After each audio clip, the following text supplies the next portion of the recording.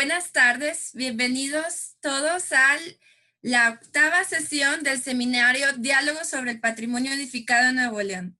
Hoy nos acompañan tres arquitectos y como invitada especial la delegada del Centro INA Tamaulipas, Tonantzin Silva. Por favor, Tona, si nos puedes dar la bienvenida, una presentación. Hola, buenas tardes a todos. Pues como siempre, muchas gracias al Centro INA Nuevo León por volvernos a invitar a esta presentación, que como ya dijo Anneli, pues es la número 8, ¿verdad? Que se llama Sana Convivencia, los edificios, el entorno urbano y el desarrollo social, casos de éxito. Entonces, hoy esta sesión nos las van a presentar el arquitecto Luis Ignacio Gómez Arriola, Penélope Montes y Carlos Ortiz. La dinámica es la siguiente. Primero van a exponer los arquitectos Luis Ignacio y Carlos Ortiz, y después va a haber una, pues digamos que una sana discusión, ¿verdad, Anneli? Después de va a haber una sana discusión que nos va a moderar Penélope. Entonces, me gustaría, pues, exponerles primero el currículum de Penélope, ¿verdad?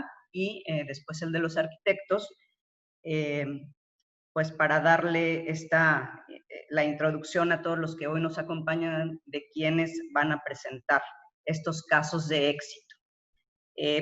Penélope Montes es candidata a doctora en filosofía con orientación en arquitectura y asuntos urbanos por la Universidad Autónoma de Nuevo León. Es profesora en la Facultad de Arquitectura de la Universidad Autónoma de Nuevo León, donde enseña teorías de arquitectura y dirige un taller de proyectos arquitectónicos. Es cofundadora de ARMA, casa productora de cine, en colaboración con Óscar Enríquez. Fue productora ejecutiva del cortometraje Mila en el 2014, premiado como mejor corto en el Festival Germinal del Bosque de Chapultepec.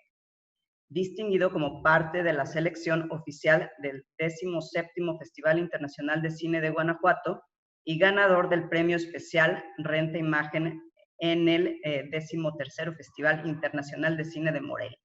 Fue productora del cortometraje Bielorrusa en el 2019, ambos cortos dirigidos por Óscar Enríquez. Es miembro del Seminario de Formación Literaria Francisco José Amparán, coordinado por el escritor Julián Herbert, con sede en Saltillo, Coahuila. Editora y colaboradora de Pliegos W, publicación independiente. Académica de número 80 del capítulo Monterrey de la Academia Nacional de Arquitectura y cronista de las sesiones académicas mensuales de los bienios 2015-2017 y 2017-2019. Es cofundadora del colectivo Taller de Estudios Arquiculturales en colaboración con el doctor Armando Flores Salazar. Formó parte del equipo de diseño arquitectónico de sitio en el estudio Lenoir y asociados del edificio Puerta de la Creación Centro Roberto Garzazada de la UDEM. Coeditora del libro Estos son mis papeles, antología del Seminario Amparán, publicada por la Secretaría de Cultura de Coahuila. Ha impartido cátedra en la Universidad La Salle Saltillo, la Universidad de Monterrey, la Universidad Regiomontana y el CEDIM. Ha publicado en las revistas Ciencia de la Universidad Autónoma de Nuevo León, papeles de la Mancuspia, Arquitectura entre líneas, Pliegos W y en el periódico Zócalo. Actualmente publica textos en el blog de creación literaria y en la revista cultural Replicante y colabora en 13 Lunas, espacio multicultural. A Penélope le damos la más cordial bienvenida, quien nos va a acompañar moderando este diálogo. Después, o antes, pero la primera presentación está a cargo de Luis Ignacio Gómez Arriola. Él es doctor en arquitectura por la Universidad Michoacana de San Nicolás de Hidalgo, miembro del Sistema Nacional de Investigadores CONACYT nivel 1. Desde 1980 se ha especializado en la conservación, restauración, investigación y preservación del patrimonio cultural de la región occidente de México y en la elaboración de expedientes de postulación y planes de manejo para nominaciones a la lista del Patrimonio Mundial de la UNESCO. Es miembro del Consejo Internacional de Sitios y Monumentos ICOMOS. Entre sus actividades relevantes se cuentan la conceptualización, investigación histórica, definición de estructura organizativa y coordinación del expediente de postulación a la lista del Patrimonio Mundial de la UNESCO del Acueducto del Padre Tembleque, México, complejo hidráulico renacentista en América, y desarrollo del Plan de Gestión para el Acueducto del Padre Tembleque, México, complejo hidráulico renacentista en América 2013-2014. Participación en el equipo interdisciplinario de investigación que elaboró el expediente técnico para la postulación a la lista del Patrimonio Mundial de la UNESCO de la Ruta Huichol por los sitios sagrados Ahuicuta, Instituto Nacional de Antropología, 2014-2015, la elaboración del Plan de Manejo del Camino Real de Tierra Adentro, lineamientos generales en el 2012, concepción de iniciativa, gestión y revisión del expediente técnico para la postulación del mariachi como Patrimonio Cultural Inmaterial de la UNESCO, inscrito en la lista representativa del Patrimonio Mundial Inmaterial de la UNESCO en el 2011. La preparación del expediente técnico de Jalisco en la nominación del Camino Real de Tierra Adentro para Patrimonio Mundial ante UNESCO, inscrito en la lista del Patrimonio Mundial 2010. El acompañamiento para la presentación del expediente técnico de postulación del Paisaje Cultural Cafetero de Colombia, Centro del Patrimonio Mundial UNESCO, Ministerio de Cultura de Colombia 2010. Ha trabajado como consultor especialista de la UNESCO en varios proyectos. Asimismo, realizó la investigación y coordinación del expediente técnico para la propuesta de inscripción en la lista del Patrimonio Mundial de la UNESCO del paisaje agavero y las antiguas instalaciones industriales de Tequila, declarado Patrimonio de la Humanidad en 2006, así como la elaboración de contenidos y redacción de su plan de manejo, encargado de su seguimiento y gestión interinstitucional por el Instituto Nacional de Antropología.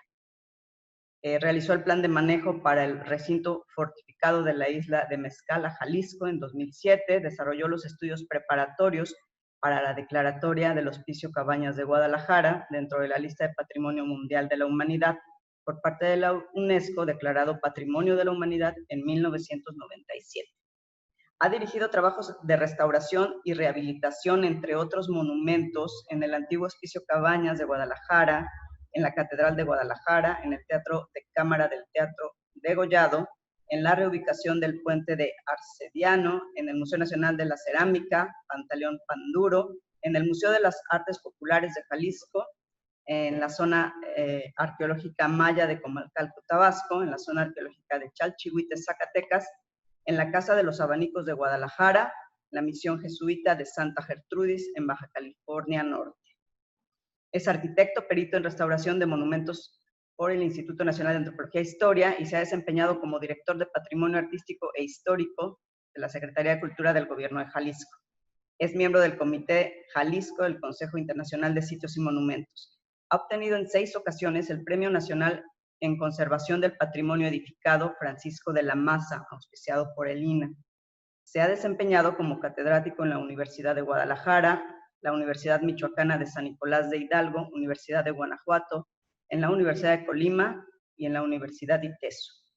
Es autor de varios libros, entre los que se cuentan Tequila, de la taberna artesanal a una industria de alcance mundial, Gonzalo Villachávez, introductor de la teoría de la restauración contemporánea en el occidente mexicano, La ruta del paisaje agavero, el paisaje agavero y las antiguas instalaciones industriales de Tequila, los retablos reinales de Jalisco, criterios básicos para la identificación e inventario del patrimonio edificado del estado de Jalisco y El mal de la piedra. También ha publicado artículos sobre temas de conservación y restauración del patrimonio cultural en revistas especializadas. Asimismo, ha participado con artículos periodísticos en diarios de México, Guadalajara y Colima desde 1985 y a la fecha.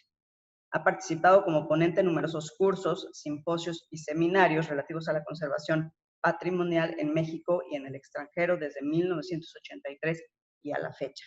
El doctor Luis Ignacio Gómez pues tiene un currículum muy extenso y de seguro su participación va a ser básica para este seminario.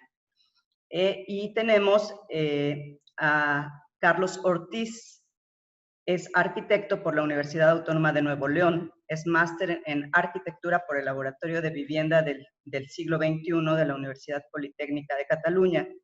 Fue socio fundador y director de Arquitectura y Nuevos Proyectos. Actualmente es socio fundador y director general de CO2 Taller. Ha sido profesor de Historia de la Arquitectura del siglo XX y del Taller de Diseño de la Universidad Autónoma de Nuevo León y el CEDIM.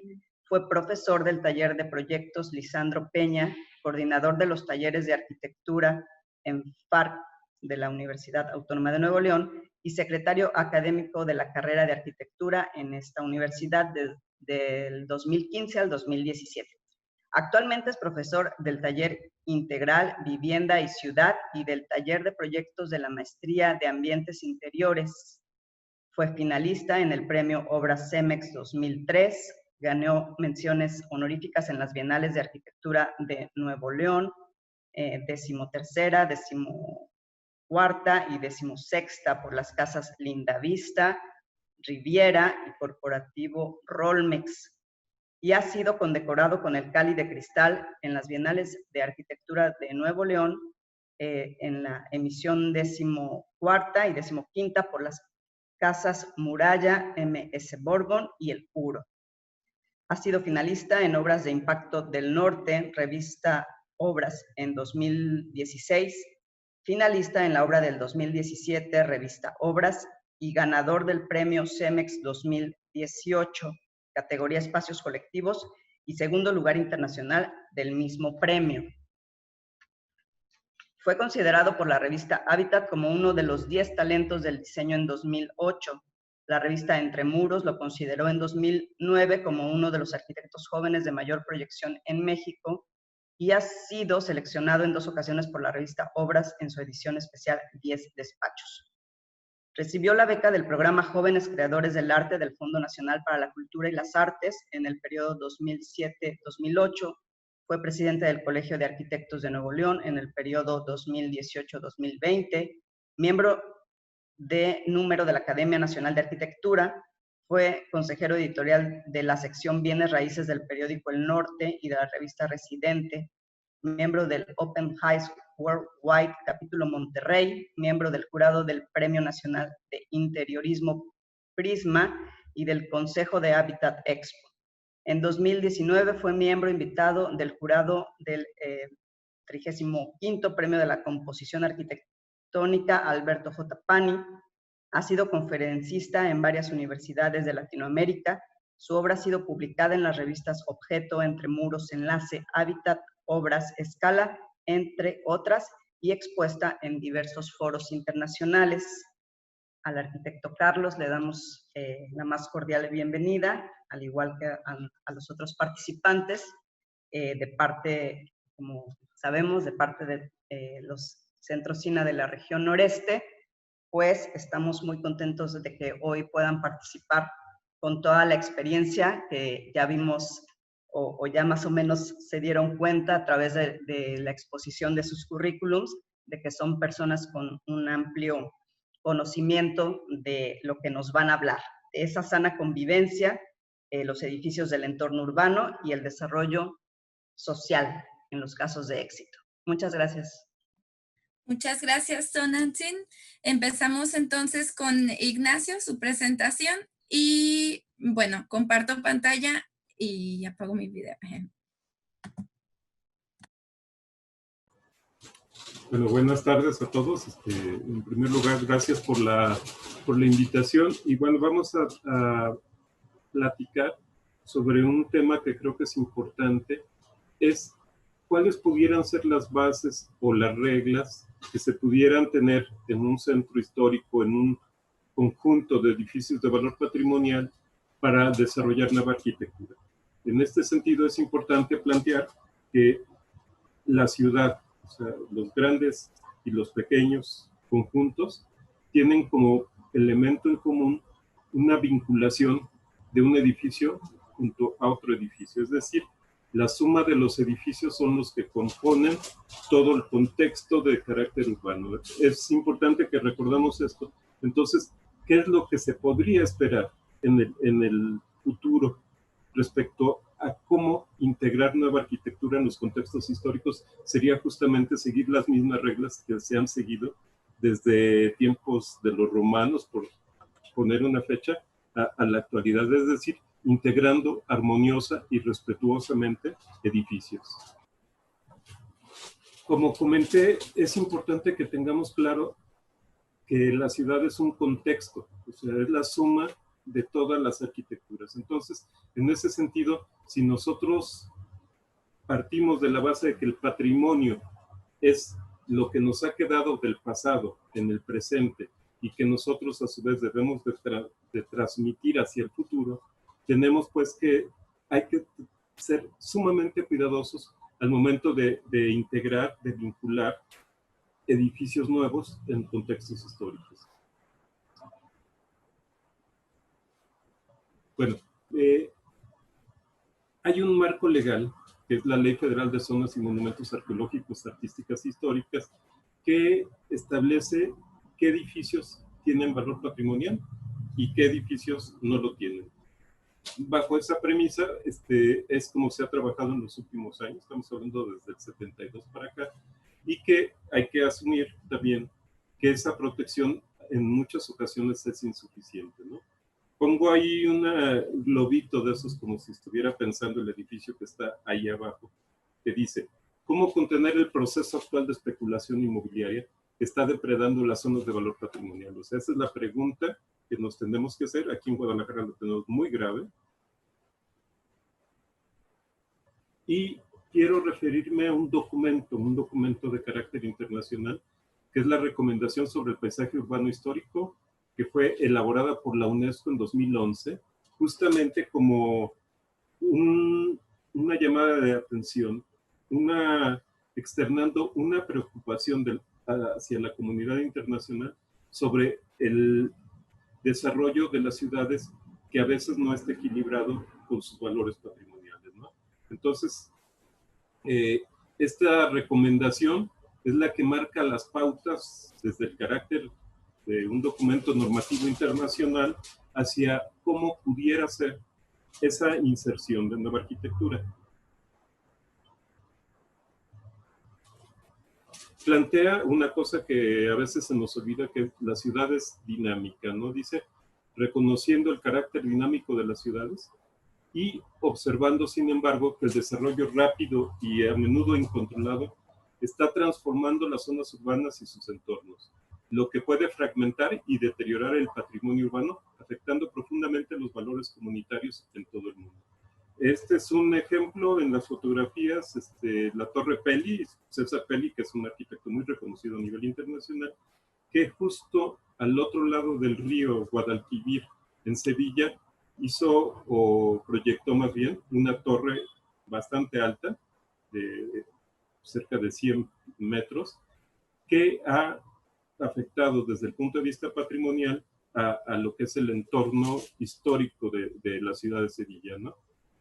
Y cómo este edificio en algún momento puede llegar a rivalizar con el gran ícono que está pegado justo a la ribera del río Guadalquivir, que es la Torre de Oro. Entonces, estos son elementos que siempre se tienen que tomar en consideración. ¿Qué es más importante?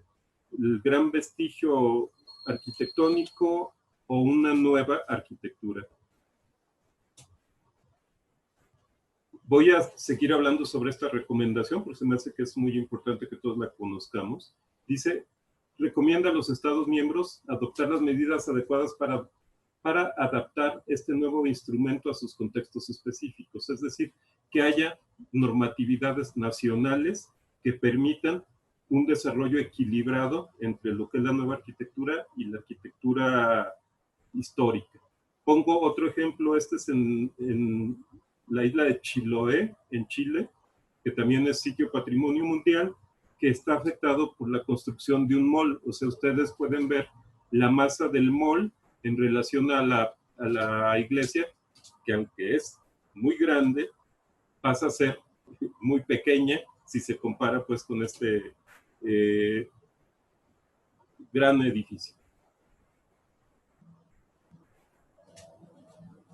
Sigo con la recomendación. Habla de integrar los valores del patrimonio urbano en un contexto más amplio, desarrollando las ciudades que proporcionará indicaciones de zonas donde la situación del patrimonio es delicada y que requieren especial atención en materia de planificación, concepción y ejecución de proyectos de desarrollo. O sea, hay zonas en las ciudades que tienen una atmósfera, una, digamos, identidad, una vinculación de un edificio con el otro edificio bastante significativas, bastante importantes, y que en algún momento pueden ser perturbadas por la intromisión no planeada de nueva arquitectura. O sea, todo esto va relacionado pues a que se requiere tener mucha atención en la planificación y en la ejecución de proyectos.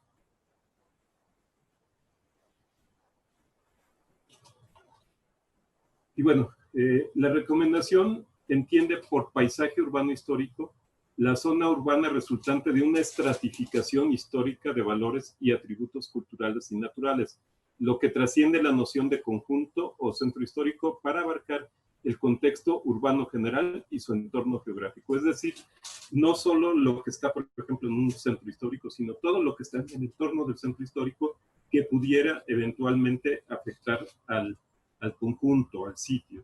Pongo en las imágenes del paisaje urbano histórico de Campeche, que está bastante bien integrado hasta la actualidad y que de alguna manera ha sido cuidadoso en estas nuevas, digamos, introducción de nuevos elementos arquitectónicos que no se disparan, no chocan con el entorno a preservar.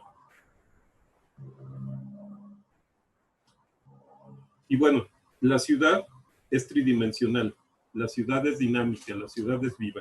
Entonces es importante atender topografía, geomorfología, hidrología, características naturales, medio urbanizado, tanto histórico como contemporáneo, infraestructuras, tanto superficiales como subterráneas, espacios abiertos y jardines, configuración de los usos del suelo y su organización espacial, las percepciones y relaciones visuales y todos los demás elementos de la estructura urbana. Es decir, un proyecto que se inserte en un contexto de valor patrimonial debe de ser sensible, debe de ser cuidadoso y debe de asumir.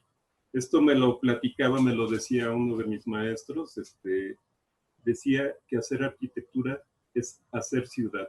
Es decir, lo que nosotros vayamos a hacer se va a sumar a ese gran contexto que es la ciudad, y si lo hacemos mal, vamos a hacer una ciudad más mala, y si lo hacemos bien, vamos a hacer una mejor ciudad.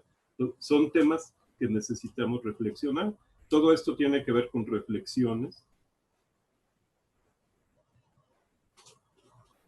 Y bueno, otro aspecto medular de la relación arquitectura, paisaje urbano histórico es que son dinámicos y tienen gente viviendo. Es decir, hay una comunidad, hay aspectos de tipo económico, aspectos inmateriales del patrimonio, que tienen una fuerte relación con el contexto de valor histórico. Entonces es importante también atender todo esto. O sea, de hecho, en una de esas acepciones clásicas de lo que se entiende por arquitectura, pues se hablaba también de que es la cristalización de los deseos, de los valores de una sociedad.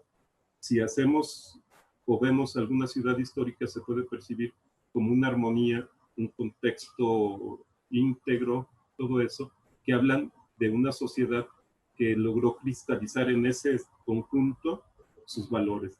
Y si vemos una ciudad contemporánea, una ciudad moderna, o los arrabales, las partes exteriores de las ciudades, vamos a ver todo lo contrario, ¿no? O sea, cómo esos aspectos se han desatendido y han generado pues una serie de problemas que generan al fondo de todo una falta de integración del habitante con su espacio arquitectónico con su espacio urbano. Es decir, necesitamos también, dentro de esta idea de hacer nueva arquitectura, asumir que podemos nosotros aportar a la identidad de una ciudad.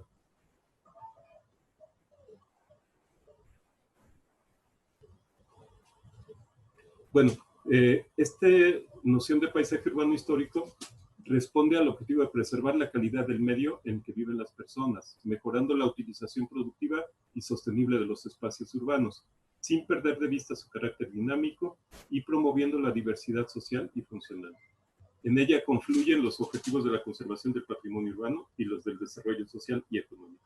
Es un planteamiento basado en una relación equilibrada y sostenible entre el medio urbano, el medio natural, entre las necesidades de las generaciones presentes y venideras y la herencia del pasado. Entonces, ¿de qué se trataría, pensando en arquitectura nueva en contextos históricos? De ser sensibles, de armonizar, de integrar, de vincular el nuevo proyecto al contexto histórico en el que se va a desarrollar. Bueno, como estamos hablando de paisaje urbano histórico, esta imagen me gusta ponérsela a los alumnos, o sea, y hago una pregunta siempre. ¿Qué nos dice esta imagen? O sea, estamos hablando de nueva arquitectura en contextos históricos. O sea, ¿qué nos dice? ¿Qué percibimos en este edificio? Es un edificio importantísimo, el Palacio de los Condes de Valparaíso, de la Ciudad de México, y que si nos vamos acercando al edificio, que aquí estamos viendo como una unidad, como un conjunto de toda una manzana, nos acercamos un poquito y vamos a ver la intervención de Teodoro González de León, el gran arquitecto mexicano, que trabaja con toda la sensibilidad para hacer una integración absolutamente contemporánea en este contexto histórico, ¿no? Entonces nos acercamos un poquito más a esto. ¿Y qué vamos a encontrar? Por una parte, el edificio virreinal, con su relación macizo-vano, vanos verticales, la relación entre lo que es muro y lo que son puertas-ventanas. Y lo que vamos a ver en el otro lado es un edificio de concreto absolutamente contemporáneo, en el que vamos a tener, en vez del macizo, puros vanos. O sea, nada más son columnas en diagonal, que nos indican cómo es esa relación de tipo visual, de tipo perceptivo, entre un edificio histórico de altísimo valor patrimonial y un edificio nuevo respetuoso de ese contexto. Y si nos vamos y le damos la vuelta a la manzana en esta intervención de González de León, vamos a encontrar ya un edificio absolutamente contemporáneo, pero integrado a los valores que están presentes en el gran conjunto de la Ciudad de México.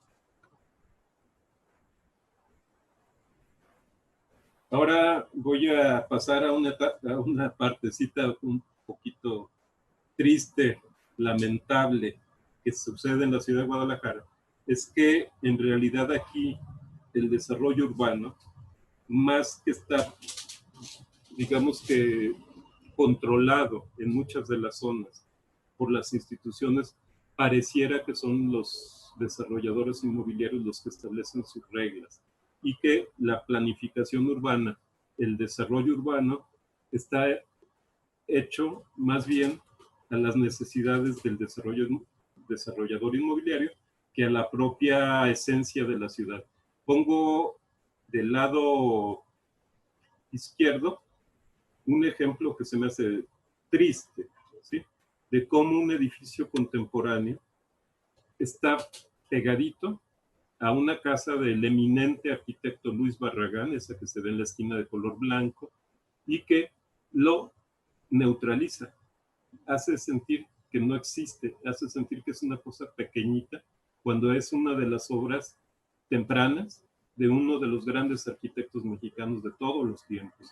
Entonces, esta relación, si no es respetuosa, puede llegar a lo que decimos nosotros aquí en Guadalajara, que pareciera que para estos desarrolladores inmobiliarios, la arquitectura patrimonial se convierte simplemente en zapatos de los edificios altos. O sea, algo así como, ay, sí, hay que conservarlo, vamos a tratar de hacerlo, pero en realidad no nos importa su significación, el entorno urbano en el que estoy construyendo yo, y el resultado, a final de cuentas, es que pierde el patrimonio. Del otro extremo también hay otra casa de Luis Barragán, la Casa Cristo, que es la sede del Colegio de Arquitectos, donde vemos esa relación inarmoniosa, o sea, entre lo que es la construcción contemporánea y lo que es la construcción histórica. O sea, en este caso estamos hablando de dos fincas de Luis Barragán, de la primera etapa de Luis Barragán, que han sido afectadas por esa falta de sensibilidad de los arquitectos que construyen hacia el edificio que tiene en su entorno inmediato. Y bueno, sabemos todos, o sea, esto no es nada más privativo de Guadalajara, que en todos lados hay presión inmobiliaria, que esa presión genera, pues, esquemas, hay que decirlo, de corrupción, que terminan otorgando permisos en donde no se debería de haber otorgado un permiso, ¿no? Y que afectan todos los entornos de valor patrimonial al irrumpir de una manera violenta, salvaje, a los entornos patrimoniales. Este es otro ejemplo en Guadalajara, donde se puede ver en la parte de abajo la finca de valor patrimonial y montado, así literalmente montado sobre ella, un edificio que en este caso es un estacionamiento. O sea, es lamentable que todo esto se hace y se hace a veces con permiso. Y más lamentable es en relación al caso Guadalajara, que debido a esa presión de los especuladores inmobiliarios, ya no hablaría de desarrolladores, sino de especuladores inmobiliarios que piensan que si tumban una finca patrimonial en una zona patrimonial y multiplican por 20 la superficie, pues se van a hacer millonarios nomás con un solo edificio, ¿no? Entonces, ¿qué pasó? Que las autoridades a veces son frágiles, a veces son débiles y terminan aceptando lo que los desarrolladores inmobiliarios proponen porque piensan que así van a hacer que la ciudad se repoble. Entonces, en los planes parciales de desarrollo de la ciudad de Guadalajara, hay la posibilidad de construir edificaciones de hasta 20 niveles de altura. Esto es verdaderamente triste, lamentable. A nosotros que nos toca velar por el patrimonio, pues nos meten en una dinámica muy fuerte para decirle que no a alguien que ya tiene en el plan parcial la posibilidad de desarrollarlo, ¿no? Y nos toca hacer a nosotros, en este caso específico, al Instituto Nacional de Antropología e Historia, el malo, la institución que le tiene que decir que no es posible construir esto. Y bueno, como resultado de ese cambio en la redacción de los planes parciales de desarrollo, estas imágenes pues, son más que evidentes, ¿no? O sea, el edificio deja tener un valor por sí mismo y el valor lo tiene el suelo. Entonces, el resultado es todo este proceso de pérdida tremenda de entornos de valor patrimonial. Hay casos en que, pese a la importancia de entornos importantes, por ejemplo, el Hospicio Cabañas, que es Patrimonio de la Humanidad por la UNESCO, en este caso, el propio gobierno del estado estaba planteando una torre de 48 metros a 2 cuadras del centro de este monumento histórico, ¿no? O sea, iba a afectar la propia permanencia de la declaratoria como Patrimonio de la Humanidad. Finalmente se logró bajar a 33 metros, que sin embargo siguen siendo altos, pero esa pretensión, pues, hasta de la propia autoridad, pues, genera todo este problema. Si se fijan en la imagen, se puede ver una finca de valor patrimonial de 3 niveles, como está como zapato de la torre esa, que además el diseño es bastante deficiente.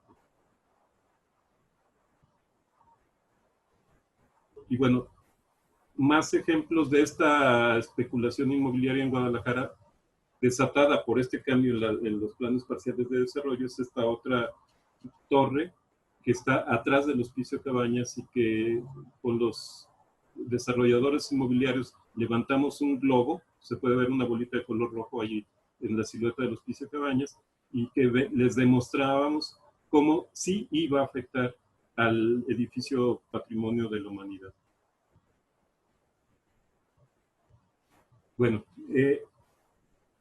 esto es lo triste, lo lamentable, pero sin embargo, pues esta noción de paisaje urbano histórico nos plantea el reto, que es la conservación de estos entornos de valor patrimonial. Si bien la ley protege, nada más protege los monumentos y sus colindancias, y aquí estamos hablando de entornos completos, o sea, de toda una serie de conjuntos que revisten ese valor patrimonial.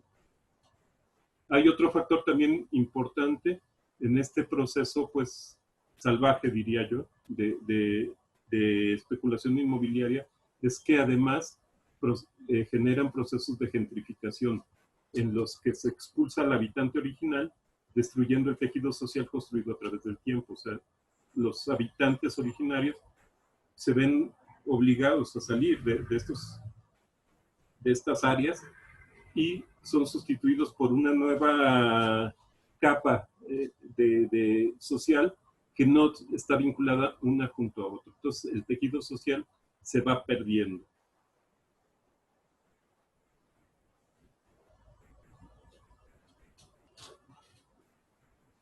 Ahora, nosotros, como parte de la labor del Instituto Nacional de Antropología e Historia, hemos estado viendo cómo enfrentar, o sea, lo que antes para nosotros era muy sencillo, muy fácil, que simplemente nosotros éramos quienes dictaminábamos qué se permite en un edificio o qué no se permite en un edificio teniendo la oportunidad de desarrollar algunas partes, pues resulta que ahora al tener esta presión tan fuerte donde nos llega un solicitante de una licencia donde nos dice que va a demoler la mitad del edificio patrimonial y va a construir una torre de 10 niveles o de 12 o de 14 niveles, ¿cómo hacer para que sin que se pierda la inversión planeada se pueda construir algo evidentemente que no es lo que quieren los desarrolladores, sino algo que pueda ser razonable y armónico con el contexto?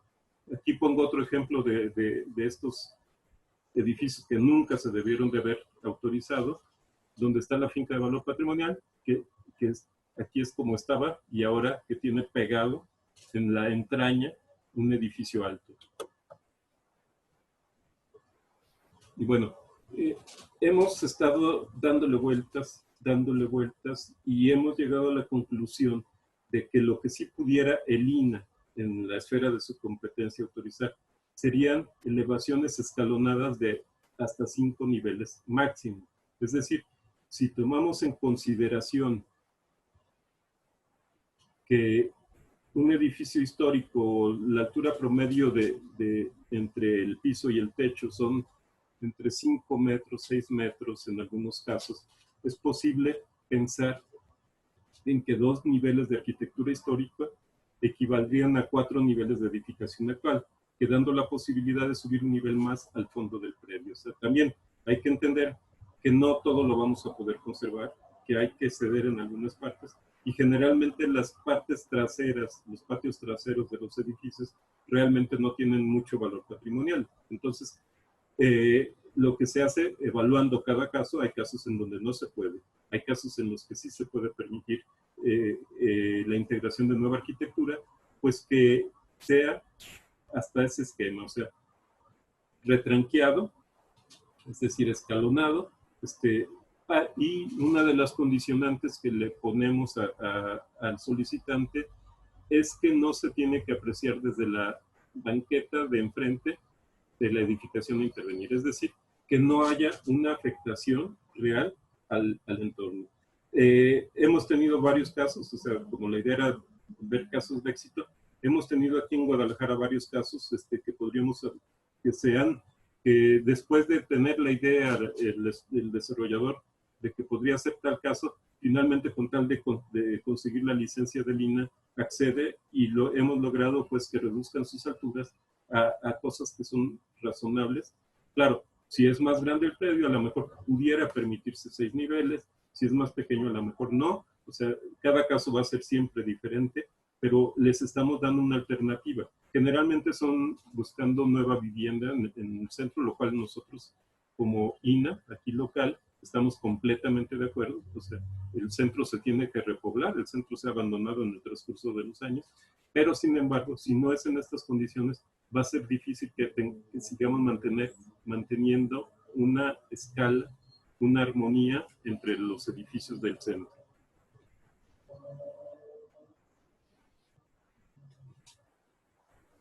Hemos, como comenté, logrado conciliar los intereses para modificar algunos proyectos en los que estos desarrolladores inmobiliarios aceptan que la única opción que tienen para conseguir su licencia es adaptarse pues en esta idea del retranqueo y en esta idea de que a lo mejor no es que fueran a ganar todo lo que habían planteado inicialmente de plantear la superficie del terreno multiplicada por 10, por 20 veces, sino que algo un poco menos, digamos,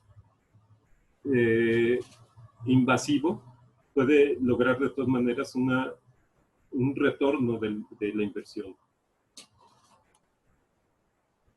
Le comentaba a Anneli que desafortunadamente ahorita no pude acceder a las oficinas, o sea, sí, el INA está cerrado aquí en Guadalajara por toda la contingencia.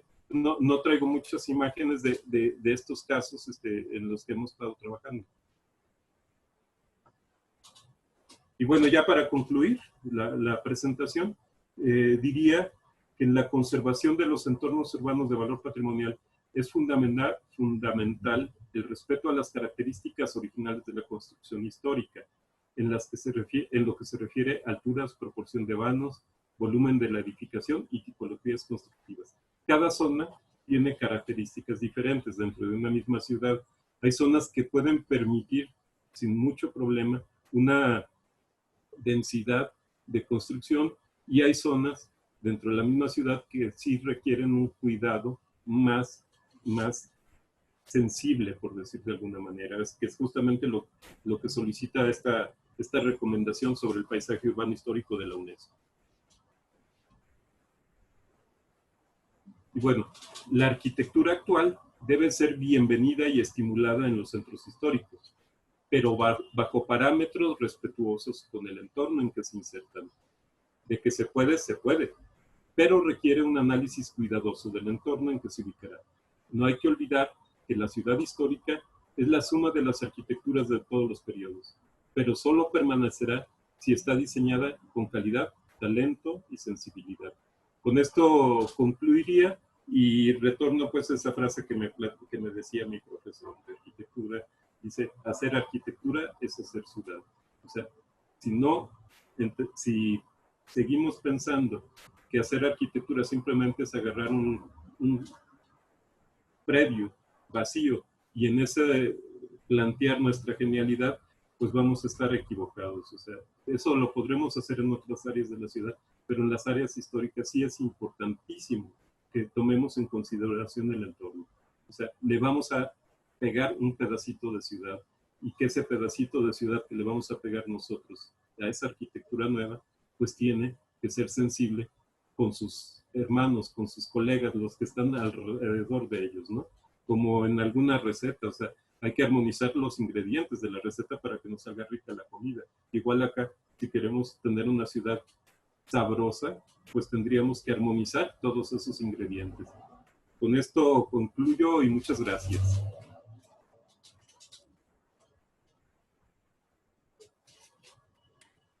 Muchas gracias, Ignacio. Ya estoy abortando. Listo. Sigue la presentación de Carlos. Un segundo. Hola, ¿me escuchas? Te escucho. Ahí está ya. Dame un segundo.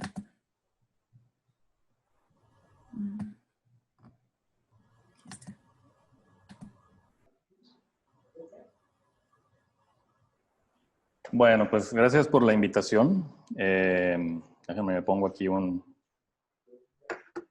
timer porque si no me agarro hablando y terminamos muy tarde. Y pues bueno, gracias por la invitación. Para nosotros en CO2 Taller y todo el equipo, pues siempre ha sido muy importante el tema de la preexistencia, ¿no? De lo que hay ya en la ciudad y poderlo analizar para poder tejernos con ella, hagamos arquitectura nueva o no. Entonces, por eso el tema de la ciudad reciclada, la ciudad controlada, ¿no? Caray, a ver, ya está. Y bueno, Monterrey tiene una historia bastante interesante. Resulta que somos una ciudad muy nueva. Somos una ciudad que, aunque tenemos más de 400 años, solo tenemos como 120 de ser una ciudad que se empezó a expandir, expandir, expandir a partir de esta segunda industrialización de la ciudad a finales del siglo XIX, con la llegada de la fundidora, de la cervecería, de la vidriera, de yesera, de la cementera, etc. Monterrey empezó a convertirse en una ciudad de destino y origen, ¿no? Y aquí inicia pues, aprendizaje por el tema de qué es patrimonio, ¿no? Es una foto de época, ¿no? De la época en que es la fundidora, con el Cerro La Silla al final. Y esto que ven aquí es el convento de San Francisco. Estaba justo donde termina la macroplaza en la calle Zaragoza. Y Antonio I. Villarreal, el gobernador en 1914, pues siendo uno de los anticristeros, pues decide enviar un mensaje político a la Iglesia Católica y derrumba el convento. La última obra barroca que tenía Monterrey, con un barroco obviamente muy del norte, ¿no? Muy tipo Misión, es demolida. Y a partir de ahí inicia una historia de pérdida de patrimonio de proporciones catastróficas para la ciudad, ¿no? Pausa, me voy a Nueva York. En los 60s, de pronto, pues se decide demoler la estación de Pensilvania para construir el Madison Square Garden. Y un grupo de ciudadanos, ahí podemos ver a Jane Jacobs y a Philip Johnson en la foto, pues deciden tomar acción para detener la demolición. No lo lograron. La demolición se llevó a cabo y se anunció la nueva arquitectura que hoy muchos pues aplaudimos y vemos, pero pues muchos no saben que ahí había un edificio patrimonial. Y después de la estación de Pensilvania seguía la Gran Central. ¿Qué es lo que pasa? Pues los ciudadanos se unen, el gobierno decide tomar acción y fundan la Landmark Preservation Commission en el 65, si mal no recuerdo, y resulta que hoy tienen 37,000 sitios históricos protegidos en toda el área municipal de Nueva York, ¿no? Incluyendo Queens, Brooklyn, el Bronx, etc. Y aquí no pasa tenemos el Cine Reforma, por ejemplo, una de las grandes obras emblemáticas de la Calzada Madero. Misteriosamente se quemó y tuvieron que demolerlo y desapareció. Ahí vemos a Juan Casas llorando la demolición del Cine Reforma. Pero lo mismo hemos acabado con ambientes completos, ¿no? Como por ejemplo Pino Suárez, Hoy es Así, o Madero, el mismo Madero, ¿no? Hoy es Así. O sea, realmente la ciudad involucionó, no evolucionó. O sea, ni siquiera esto ha sido sustituido por arquitectura singular contemporánea. Simple y sencillamente ha desaparecido y punto. Y el caso más complejo es el de esta demolición hormiga que sucede en toda la ciudad, ¿no? Donde pues la gente, por una necesidad espacial muy válida, pues decide intervenir en una propiedad patrimonial sabiendo o no que es patrimonial o está protegida, y empieza un estira y afloja entre ciudadanos, la autoridad federal, la autoridad municipal, que pues se ha convertido en el pan nuestro, el pan diario de esta ciudad, ¿no? Bien, nos vamos a nuestro quehacer, ¿no? Les decía que nos ha interesado mucho este tema de la ciudad reciclada y precisamente justo con la llegada de Elisa Sánchez Borges como socia del despacho, pues nos ha interesado mucho el tema del patrimonio y forma parte de una muy buena cantidad del trabajo que hacemos en la oficina.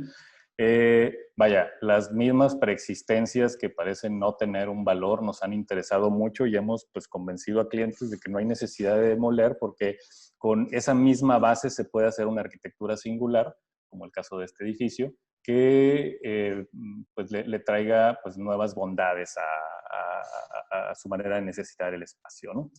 Y quiero mostrar muy rápido 4 ejemplos, dos que terminamos y 2 que están en proceso, porque me interesa mucho que veamos con qué nos topamos, ¿no? Y ahorita explico el por qué nos topamos con eso, ¿no? El caso del edificio de Financiera Nuevo León es muy sui generis, porque su conservación se dio gracias a la buena voluntad de los propietarios, nada más, ¿sí? Todo el mundo pasaba por Ocampo y veía este edificio y pues nadie da 3 pesos por él, así como está, ¿no? Pero resulta que es la única obra de integración plástica en Monterrey real, ¿no? Es un trabajo de colaboración entre Matías Geritz y Eduardo Padilla Martínez Negrete, que fue hecho en los 70s, y generaron este edificio que, como pueden ver, pues muy a la usanza de Chicago, de Nueva York, pues el edificio esperaba vecinos a los lados, ¿no? El edificio no tenía fachadas desarrolladas en los laterales porque pues, se pensaba que a un lado se iba a construir otro edificio más y por eso no había necesidad de resolverlo. Entonces, por muchos años, pues el paisaje de la calle Ocampo pues, fue dominada por este edificio que pues a todas luces cualquier persona diría que es muy feo, ¿no? Nos invitan a un concurso en 2007 para hacer la remodelación, así era el pedimento del edificio, y pues nosotros ya sabíamos un poco de la historia de él y decidimos hacer una propuesta que rescatara las columnas que son emblemáticas de la obra de Matías Geritz y que se le diera una nueva vida, ¿no? Y que el edificio obviamente fuera intervenido con tecnología contemporánea para poder tener la habitabilidad que unas oficinas contemporáneas necesitan, ¿no? El edificio estaba muy dañado. Bueno, obviamente la crisis del 2008 paró el proyecto y hasta el 2017 nos volvieron a hablar para retomarlo. Y pues bueno, aquí pueden ver cómo estaban las fachadas, las columnas totalmente dañadas, el concreto ya estaba carbonatado en algunas áreas y había caído, en algunas partes había acero expuesto. Y pues bueno, ganamos el concurso y la propuesta era precisamente eso, ¿no? Y ganamos precisamente porque los dueños sabían que el edificio había sido diseñado por Matías Geritz. Y si ustedes han ido a alguna de las sucursales Premium de Afirme, siempre hay una escultura de Matías Geritz parecida a estas columnas al exterior. O sea, hay un aprecio de parte de la familia dueña de la empresa por la obra de este artista, ¿no? Las estrategias fueron pues bastante sencillas, ¿no? Entender que lo que teníamos que rescatar finalmente eran esas columnas y era lo que entendíamos como valioso del edificio. Cambiamos todo el vidrio por vidrio de mayor tecnología. Le hicimos fachadas al edificio, jamás va a tener, con las reglamentaciones urbanas actuales, jamás va a tener vecinos pegados a los lados, entonces tuvimos que trabajar las fachadas oriente y poniente del edificio. Los requerimientos de la empresa, pues obviamente pedían más espacio, ¿no? Y hicimos análisis estructurales del edificio y soportaba de 2 a 3 pisos más cada uno de los cuerpos. Era una usanza en los 50, 70 en Monterrey, que los ingenieros dejaran sobrados los edificios por si crecían, ¿no? Se generaron pues las cubiertas, ¿no? Para poder ya terminar de rematarlo y finalmente pues así quedó la primera propuesta, ¿no? Para poderla tener. El grave problema que nos encontramos fue que nos habíamos comprometido con restaurar las columnas y resultó que el concreto es irrestaurable y solo podría haberse parchado, ¿no? Hicimos muchas pruebas con muchos proveedores de concreto y con muchos asesores y pues no dábamos al kilo, ¿no? Utilizamos microconcretos y demás y resulta que pues vemos este edificio en Milán, ¿no? El Prada de Rem Koolhaas, vimos que este edificio de ladrillo fue totalmente forrado en una hoja de oro, ¿no? Un poco como esta idea de Massimo Bottura, ¿no? Que dice que la tradición mata los materiales. Decidimos que pues, el concreto ya había dado de sí y que había que repararlo, reformar las columnas, pero recubrirlo con un nuevo material, ¿no? Y apareció el metal metacrilato, que no es más que una resina súper fuerte que nos ayudó a forrar el concreto. Prácticamente lo que hicimos fue crear como un fósil prehistórico metido dentro de una resina. Y lo que hicimos fue, pues, darle un nuevo material a las columnas que guardara la apariencia de color y que finalmente, pues, logramos hacer esto, ¿no? Una de las cosas que pues, se logró fue que desapareciera esta idea de que pareciera una sucursal del edificio, tenía que verse como el edificio corporativo de seguros. Y así fue como logramos, pues, de alguna manera salvar pues, esta joya de la integración plástica de los 70s, ¿no? Donde finalmente pues, la obra de Matías Geritz pues, no se vio recubierta de alucobón o de cualquiera de estos materiales como el edificio que está enfrente, con los que normalmente este tipo de edificios son recubiertos, ¿no? Otro tema de una escala menor, que es bastante interesante. Recién terminamos, las fotos que van a ver son de mi celular, no hemos podido enviar todavía a Paco Álvarez para que nos haga un buen set de fotos, es la Casa 20 de Noviembre. Y aquí, gracias a cierta presión que se ejerció un año antes en el sector, el propietario tuvo mucha apertura para poder hacer una restauración muy decente, ¿no? Hace 2 años nos unimos la Academia Nacional de Arquitectura, el Colegio de Arquitectos de Nuevo León, la SURMAC y otras asociaciones, porque se estaba demoliendo una casona que había diseñado Armando Rabicé y ahí está la nota. Y pues había que hacer un análisis profundo de esto, ¿no? Resulta que la casona, pues efectivamente tenía un permiso de demolición. Empezó ahí el estira y afloja entre el INAH y municipio de Monterrey. Finalmente el propietario pues aprovechó este vacío que se dio entre la falta de comunicación entre autoridades y con permiso en mano, un fin de semana metió un trascabo y acabó con una enorme cantidad de metros cuadrados de alabastro y de un montón de materiales que tenían ahí más de 60 años, formando parte del paisaje de la colonia Obispado. ¿Para qué? Para construir ahí un edificio pues, X de oficinas, ¿no? Quizás de 6, 7 pisos, pero que sustituyó o que va a sustituir una arquitectura pues, que era muy singular de la zona. La casa se perdió, pero se quedó pues, un grupo de presión de alguna manera que ha estado pues, encima de la colonia Obispado. Meses después me habla un buen amigo y me dice que compró una casa en el Obispado y que ahí quería mover sus oficinas, que si le podía ayudar, porque resulta que se enteró que hay mucha presión por parte de ciertas autoridades para no permitir la construcción de edificios y demoliciones. Y al final, pues eso ayudó como para enterarse de que pues la casa tenía cierto valor, pero no veía cómo convertir una casa a un edificio de oficinas. La casa por muchos años fue una escuela de idiomas, luego fue rentada y luego fue abandonada, y es una obra del arquitecto Arturo González, si mal no recuerdo, del 38, y de un californiano muy refinado en su tercer piso y de un academicismo ecléctico de la fachada, ¿no? Muy del tipo del obispado.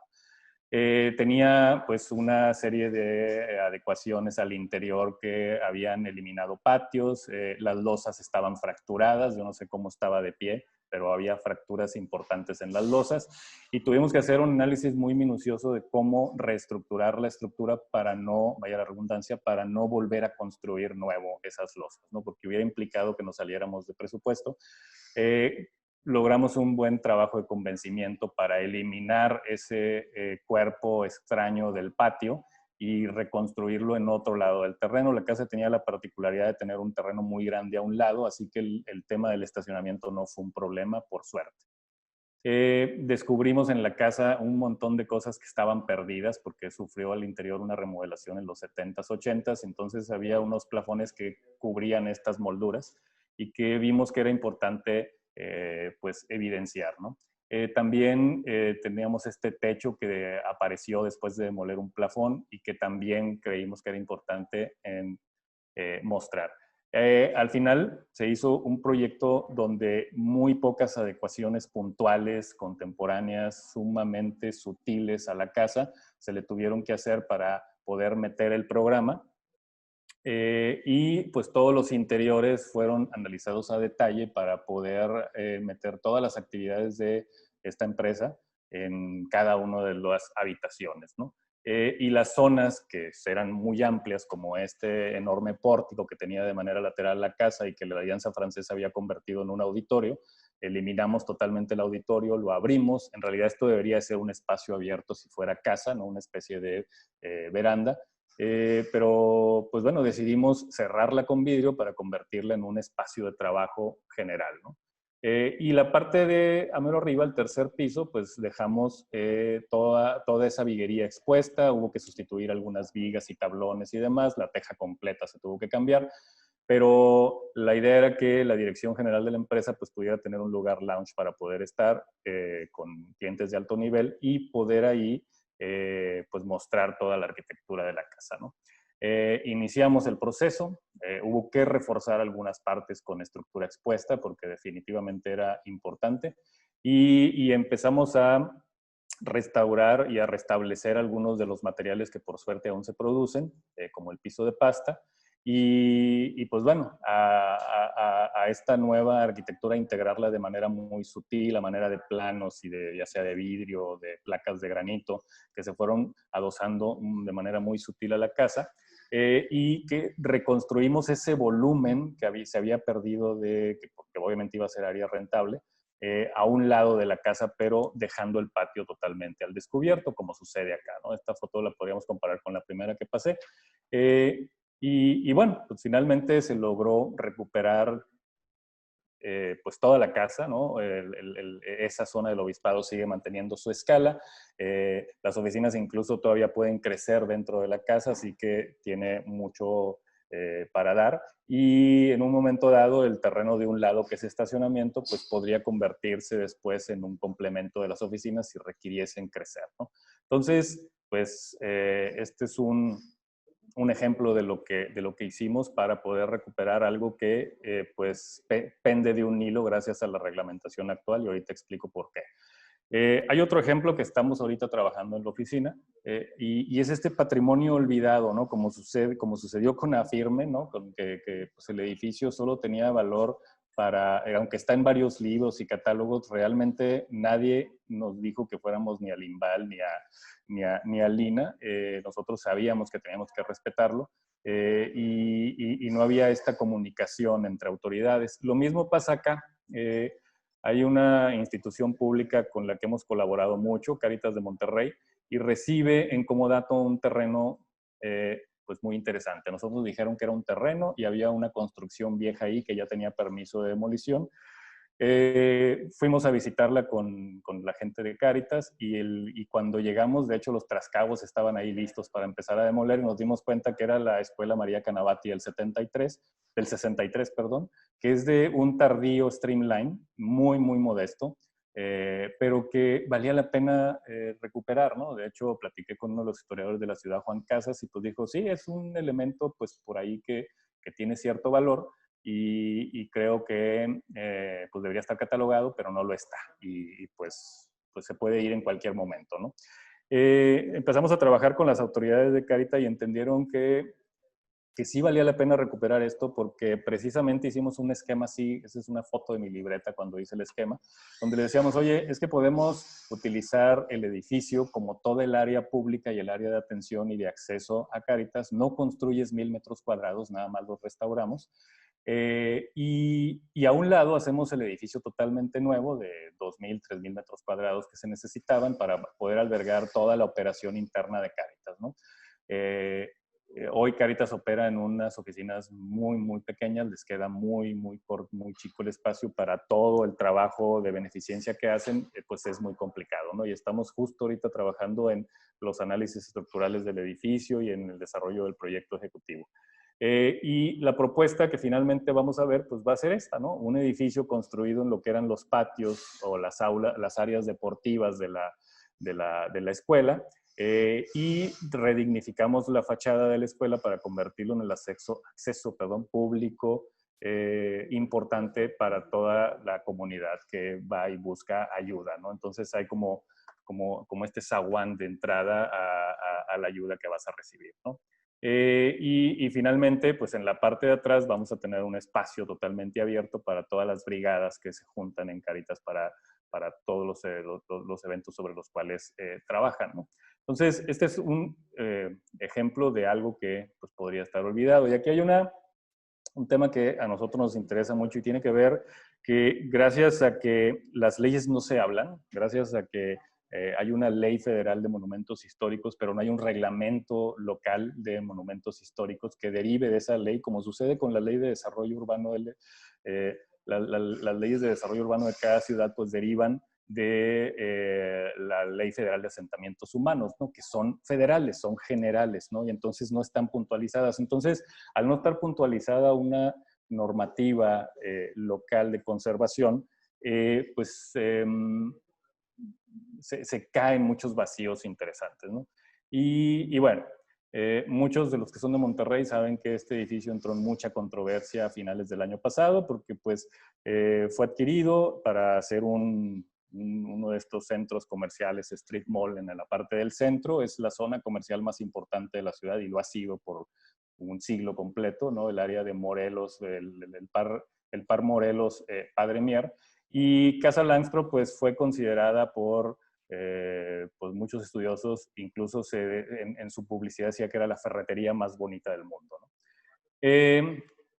Los desarrolladores pues querían hacer esto en el edificio y vaciarlo completamente. Ellos creían que conservando la fachada pues estaban cumpliendo con la normativa y se hacía un edificio totalmente nuevo al interior, adecuado a sus intereses y a sus necesidades comerciales. Y estaba unido pues a todo un complejo comercial que ellos están pues ya desarrollando, ¿no? Aquí pues lo que hicimos fue, cuando obviamente el permiso para esto fue denegado por parte del INAH y pues nos llaman para que asesoráramos al despacho, ¿no? Y una de las partes importantes era que había que integrar el interior de Langstroth al proyecto. Un interior fabuloso, ¿no? Con estas columnas en forma de paraguas en este hall como de dos, casi doble altura, y que pues estaba en muy buenas condiciones. Empezamos a trabajar con los clientes y vimos que había que hacer dos estrategias importantes. Uno, que nos permitieran modificar su layout al interior en la planta baja para poderlo unir con su centro comercial y poder salvar una muy buena parte de todo este interior. Y otro, que redujéramos la cantidad de cines que iban a tener en la parte superior para poder, por medio de un buen estudio estructural,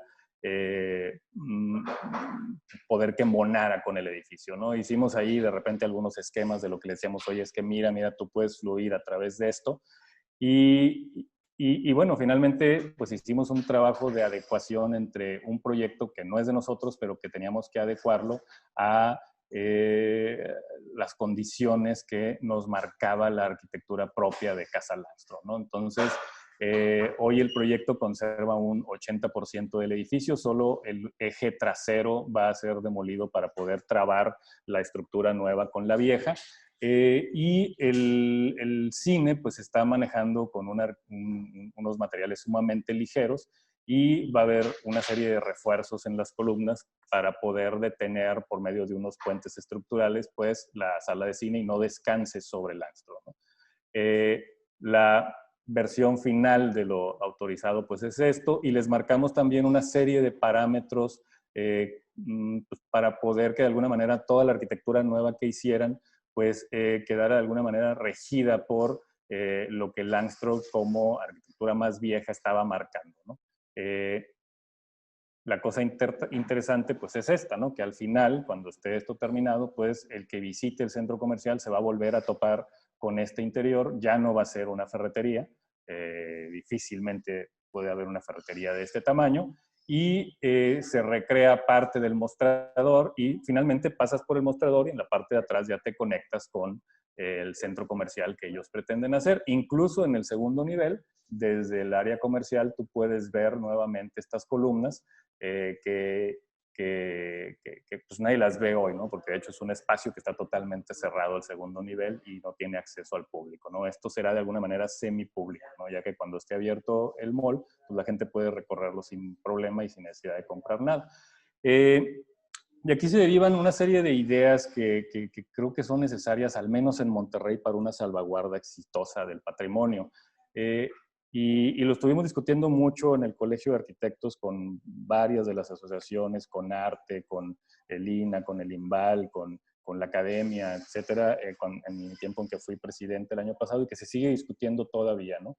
Pero que creo que debemos de pasar de la discusión a la acción.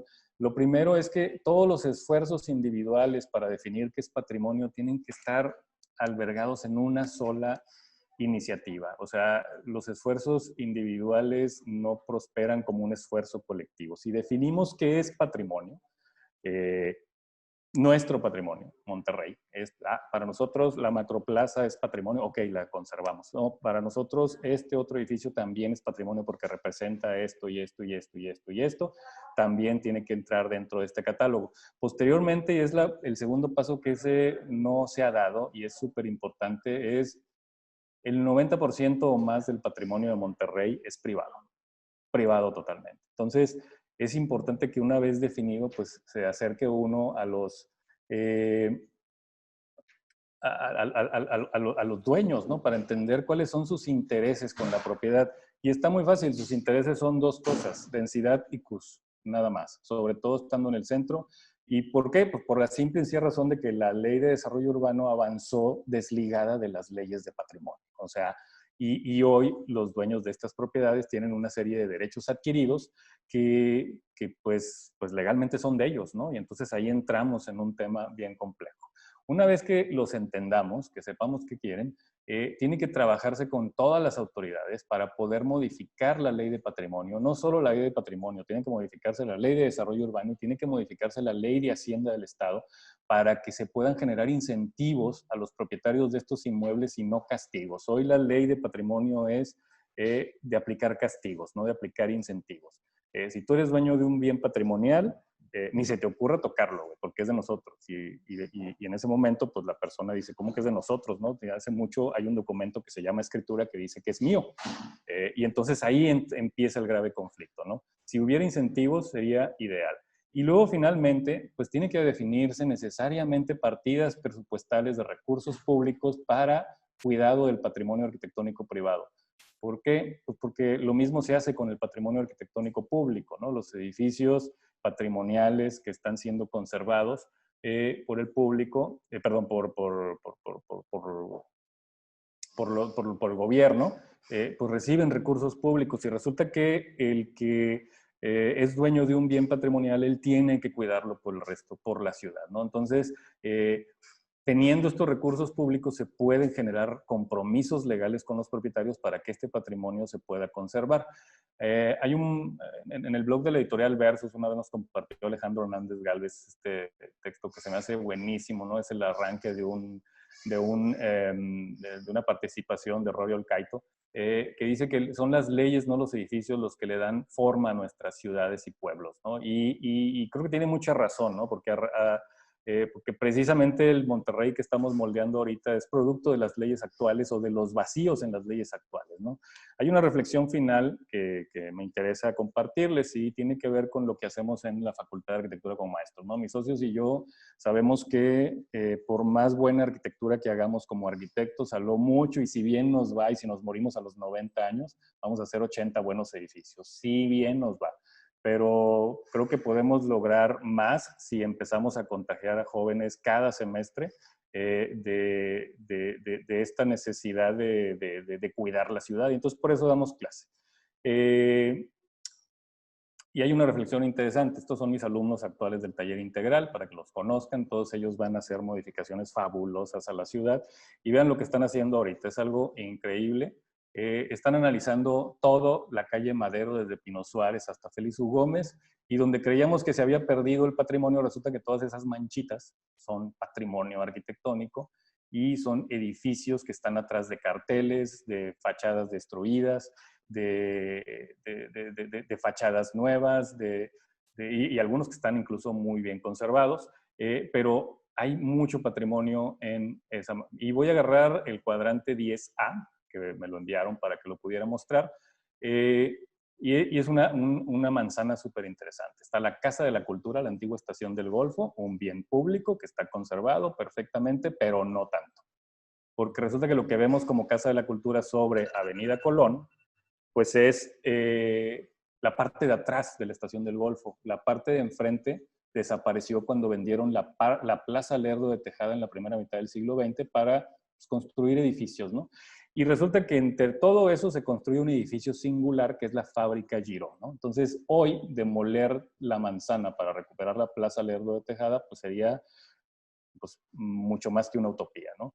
Y luego, para colmo de males, estamos al lado del metro, lo cual nos lleva al lineamiento DOT, que podemos duplicar densidad y CUS y reducir estacionamiento. La reducción de estacionamiento no sucede. Y desgraciadamente ese es uno de los graves errores del DOT. Si vas a utilizar el DOT, puedes duplicar la densidad, pero tienes que reducir forzosamente el estacionamiento. Creo que eso sería parejo para la ciudad. Vean lo que por ley se puede hacer aquí. Allá atrás quedó el edificio de la Estación del Golfo. Y es terrible porque creeríamos que el meterle mucha densidad a 300 viviendas por hectárea a un predio genera un caos, y ese no es el caos lo genera el CUS. Y el CUS está dado por estos 10, 12 pisos de oficinas que nunca se van a rentar, pero que pues de alguna manera las hacen, ¿no?, los desarrolladores, porque hay que sacarle el máximo potencial al predio, porque es en función del CUS que el precio de venta por metro cuadrado de ese terreno se eleva. Si solo pudiéramos hacer la vivienda y muy poco CUS, o sea, la misma densidad, sería otra cosa. Y el segundo grave problema está aquí. Esto es la necesidad de estacionamiento que tiene, de acuerdo a la normativa actual, el edificio y de acuerdo al mercado actual. Hoy nos surge ir a un máximo de estacionamientos, no a un mínimo en Monterrey, como lo está haciendo ya la Ciudad de México. Y si bien nos va, metemos 3 pisitos comerciales. Entonces, este es el perfil de Monterrey actual. Y no les enseño la axonometría completa porque lloran por 3 horas seguidas, ¿no? ¿Qué están haciendo estos chavos? Analizando manzana por manzana. Resulta que si analizamos solo el predio de Giró, pues esto es lo que hay que hacer, y eso hay que enviarlo a otro lado, ¿sí? A otro lado, transferencia de potencial. ¿Para qué? Para que Giró se conserve, se vuelva habitacional, toda la densidad que se puede hacer ahí se desparrame, desaparezca la capacidad de hacer oficinas porque ya no son tan necesarias, y finalmente se gane espacio para recuperar la fachada de la Estación del Golfo. Y así lo están haciendo manzana por manzana. Yo espero que a finales del siguiente semestre esto quede terminado y pueda ser presentado por mis alumnos a las autoridades como un ejemplo de lo que se puede hacer. La referencia es muy sencilla, ya estoy por terminar. Todos conocen el High Line en Nueva York, ¿no? Un patrimonio de la ciudad, son unas vías antiguas que se recuperaron. Pues resulta que todo eso, esas vías pasaban por, esa es una información que me pasó Jaime Ortiz Cervantes, un buen amigo que trabajó con Amanda Burden en el proceso de planeación de la zona de Meatpacking District. Y resulta que, pues para poder recuperar esas vías hubo que intervenir propiedades privadas. Y lo que se tuvo que hacer fue precisamente mandar el potencial de esos predios por donde pasaban las vías a los laterales y a lugares que pudieran recibirlos. Y así se hizo un enorme trabajo de planeación para poder mover ese potencial, que el dueño de la vía en cuestión pudiera venderlo a otro desarrollador y ese desarrollador construyera un edificio o en los márgenes del Hudson o sobre la avenida, creo que es la 10, si mal no recuerdo. Y todo lo demás que no cabía en esa zona se fue a Hudson Yards. Y Hudson Yards hoy son estos enormes rascacielos que están encima de los patios del ferrocarril de la estación de Pensilvania, por cierto, y que pues ahí no afectan a nadie, ¿no? Y ahí se hizo un distrito totalmente nuevo en una zona que estaba totalmente desvinculada de la ciudad porque eran unos patios de ferrocarril. Se le puso una losa, los edificios quedaron arriba y los patios quedaron en la parte de abajo. Termino con esto, ¿no? Imagino que han leído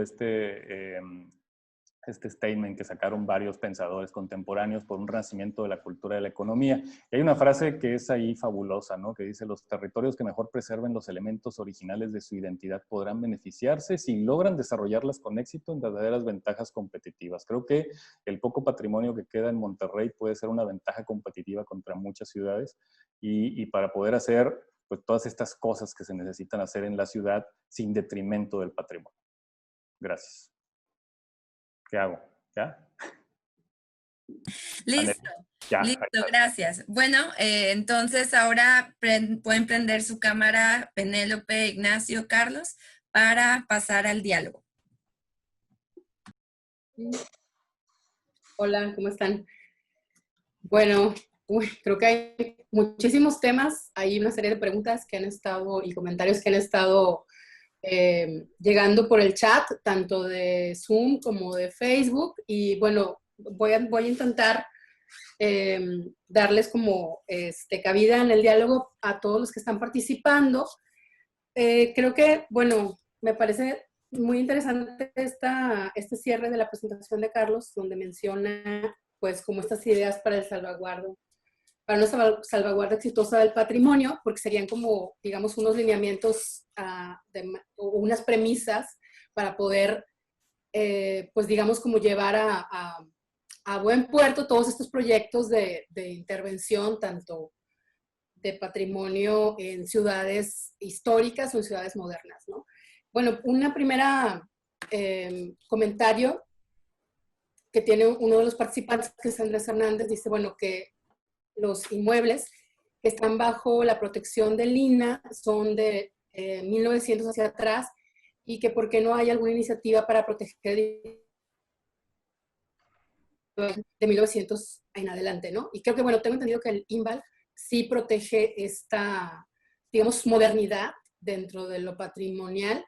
Y bueno, creo que por ahí lo estaba platicando con Anneli, que es a lo mejor, no hay como esta comparativa, ¿no?, entre los dos patrimonios, moderno e histórico, y hay una, pues hay una diferencia, ¿no?, o hay instituciones diferentes que son las que lo salvaguardan. Bueno, ¿qué me pueden decir al respecto, ¿no? En esta distinción de patrimonio moderno y patrimonio histórico, que pues parece que tal vez a lo mejor, no sé si las mismas, estas ideas que propones, Carlos, son las mismas para lo histórico. Pues mira, yo creo que sí. Primero, hay un grave vacío, ¿no? Porque ya dije que pues Monterrey realmente empezó a crecer a partir del siglo pasado, ¿no? A principios del siglo XX. Y resulta que pues el INAH llega hasta 1900, no sé, 5, 1 o algo así. Y el INVAL pues se encarga del siglo XX, ¿no? Y lo del siglo XX pues se le llama patrimonio artístico. Resulta que no tenemos delegación del INVAL cuando la gran mayoría de nuestro patrimonio es siglo XX para acá. Entonces ahí ya tenemos un grave problema, ¿no? Porque en lo que llega la comunicación a México te demolieron la casa. O sea, así de sencillo, ¿no? Y hoy apenas, pues creo que en esta gestión de Marta, el INAH ha tenido que manejar dos volantes, ¿no? Y eso yo he visto cómo la sufren, porque tienen que andar toque y toque puertas en la Ciudad de México para que inmediatamente lleguen los oficios y poder hacer pues los exhortos, ¿no?, que se tienen que hacer. Y luego el otro, pues también grave problema, resulta que si tú dañas un bien histórico, lo tienes que reponer y hasta vas a dar a la cárcel, ¿no? Y si dañas un bien artístico, pues a lo mucho nada más te llaman la atención. Entonces ahí también hay un grave problema para Monterrey, porque en Monterrey su patrimonio, vuelvo otra vez, el gran patrimonio de Monterrey es del siglo XX para acá. Lo demás, pues ahí está, el INAH de alguna manera puede funcionar. Y el otro grave problema es que son instituciones federales, o sea, no tenemos una institución local que apoye a las instituciones federales para poder darle agilidad a este tema, ¿no? Y más hoy que estamos en medio de una vorágine inmobiliaria que responde a las leyes del mercado. O sea, tenemos que entender eso, y si no entendemos eso, pues nos van a seguir metiendo goles y goles y goles y goles porque estamos perdiendo todas. O sea, realmente lo que se ha conservado ha sido gracias a muy buenos procesos de negociación, y si te quedas con el mal sabor de boca de, chin, pudimos haber mejorado esto, pero resulta que pues también tuvimos que ceder, ¿no? Porque de aquel lado también había unos ciertos intereses. Entonces, si hubiera este ente local que viera las particularidades específicas, creo que podría funcionar mucho más rápido. Bueno, de hecho, otro de los participantes, Ever Eduardo Ríos, menciona que existen los vacíos legales, ¿verdad? Que mencionas, por ejemplo, no tener nuestro propio documento para conservación patrimonial, ¿no? Derivado de la ley federal, por un lado, pero también, pues, la infraestructura institucional que mencionas, que no está, digamos, como afianzada, ¿no? en esta parte local. Y bueno, también pregunta, un poco más adelante, bajo este contexto, ¿verdad? De que siguen desapareciendo sitios, inmuebles y espacios, ¿en qué nivel de protección se hallan las construcciones o vestigios industriales? ¿Alguien sabe sobre esto? O sea, todo lo que la parte industrial de Monterrey tiene un nivel de protección. Lo dice porque con el cierre reciente, o bueno, con este inminente cierre de fundidora, puede ser que estos espacios pues también ya no continúen. Bueno, hasta donde sé, y a lo mejor me estoy equivocando, pues el único lugar que tiene una declaratoria de protección nacional es Fundidora, y pues es una de las 4 o 5 lugares que tienen una declaratoria presidencial de protección, junto con el Cerro de la Silla y otros lugares que son naturales, ¿no? El grave problema está en toda esa industria que le dio servicio a Fundidora y a toda esa industria que vino en la segunda generación en los 50s, que son edificios de alguna manera modestos, que como no son academicistas ni tienen un estilo X o tal o cual, o peor aún, son streamline, que también es algo que vale la pena restaurar. Basta recorrer Miami para que veamos que el patrimonio de Miami es streamline y art deco. Pues están pues a la buena de las leyes del mercado, ¿no? Y ese es un grave problema de no tener este acuerdo común entre todos de lo que debemos de proteger, y de inmediato involucrar a los propietarios cuando definamos que esto va a pasar, ¿no? Ahora, viendo eso también que cerraste, que me llamó mucho la atención, y para complementarlo con el caso de Guadalajara, a ver si Ignacio nos puede comentar sobre eso. También el mismo,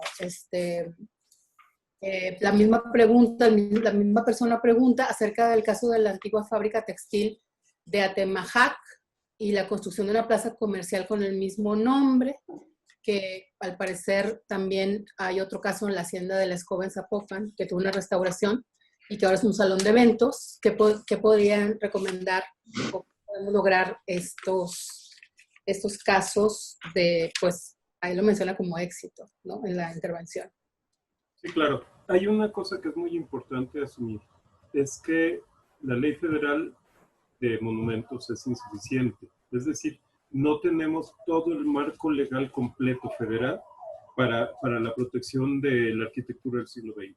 O sea, está establecido en la Ley Federal que le toca a LIMBA la arquitectura de 1900 hacia adelante. Sin embargo, para que pueda ser protegida tiene que tener una declaratoria presidencial. ¿Qué quiere decir esto? Que el presidente de la República tiene que firmar un decreto, uno por uno, para todos estos inmuebles. O sea, es un mal planteamiento de la propia ley. La ley es de los 70s. A lo mejor quien en ese momento veía que serían 3 o 4. De hecho, hay inscritos bajo la declaratoria presidencial, creo que 160 inmuebles en todo el país, o sea, del siglo XX. O sea, es nada, ¿sí? Y el universo es amplísimo, es mucho más amplio del siglo XX que los de los siglos anteriores, sin duda. Entonces, ¿qué es lo que puede paliar? ¿Qué es lo que puede ayudar a esto? Es la corresponsabilidad de los niveles de gobierno. Es decir, gobierno federal, hasta el momento no le ha entrado, o sea, hay que decirlo, para arquitectura del siglo XX. Sin embargo, los gobiernos de los estados tienen toda la facultad y toda la atribución para hacer sus leyes estatales. En el caso de Jalisco se hizo una ley estatal, que es la Ley de Protección del Patrimonio, que regula la acción del Estado como copartícipe en la preservación del patrimonio. Igual lo descargan los municipios. O sea, creo que son esquemas que se tendrían que explorar en Monterrey en particular, o sea, teniendo tanta importancia desde el punto de vista industrial, para la protección de esos conjuntos. O sea, ¿qué quiere decir? Que haya por lo menos el cuidado de ver que de todo ese gran conjunto industrial puede ser susceptible de ser preservado. O sea, evidentemente no todo, pero sí que sí.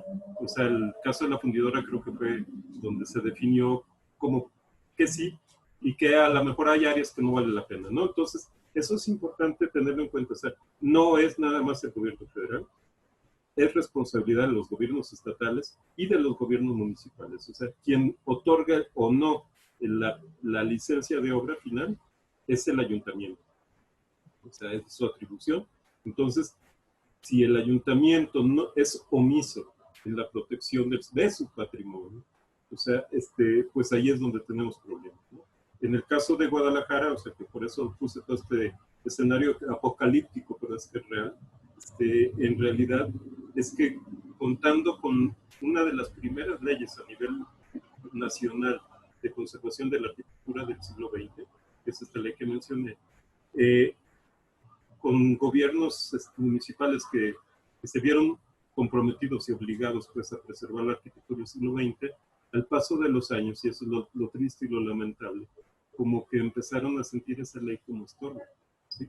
O sea, entonces se la brincaban y se la volvían a brincar.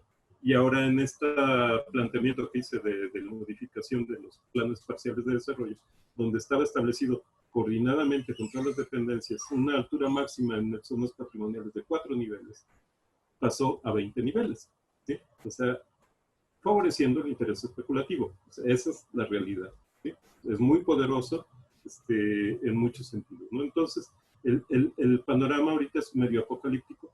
¿Por qué? Porque prefirieron darle el peso a un ordenamiento inferior, que es el plan parcial de desarrollo, que a una ley estatal. Entonces, ¿qué sucede? Que cuando un desarrollador inmobiliario consulta el plan parcial de desarrollo, ve que tiene la posibilidad de 20 niveles, ¿qué hace? Pues levanta su torre. O sea, ¿por qué? Porque le está favoreciendo a eso, ¿sí? Y sin embargo, cuando llega, en el caso de Jalisco, tenemos 2 dependencias. El INA de 1900 para atrás, la Secretaría de Cultura de Jalisco de 1900 para adelante, porque así lo establece la ley. El INBA en casos Obra Barragán o cosas así muy, muy relevantes, ¿no? Entonces, ¿qué pasa cuando llega el desarrollador inmobiliario, tanto al INA como a la Secretaría de Cultura, se topa con que no puede? Genera una tremenda frustración para el desarrollador porque ya gastó en su proyecto. O sea, se le vendió una falsa expectativa, o sea, porque faltó que le dijeran que ese inmueble o ese predio tenía valor patrimonial, ¿sí? Entonces, todos estos son problemas que sí es importante que se visualicen. La esfera de protección no nada más se acaba en lo federal. La esfera es estatal y la esfera es municipal. Tienen que asumir cada uno su partecita, ¿sí? Claro, y aparte, bueno, ahorita que también Carlos mencionaba la importancia de que también la escuela o la formación impulse, porque no le podemos dejar nada más todo ni al gobierno federal, ni al gobierno en su, digamos, como figura para que el patrimonio se pueda conservar, ¿no? O sea, hay, sí, claro. Hay una parte que se trabaja también desde otro lugar.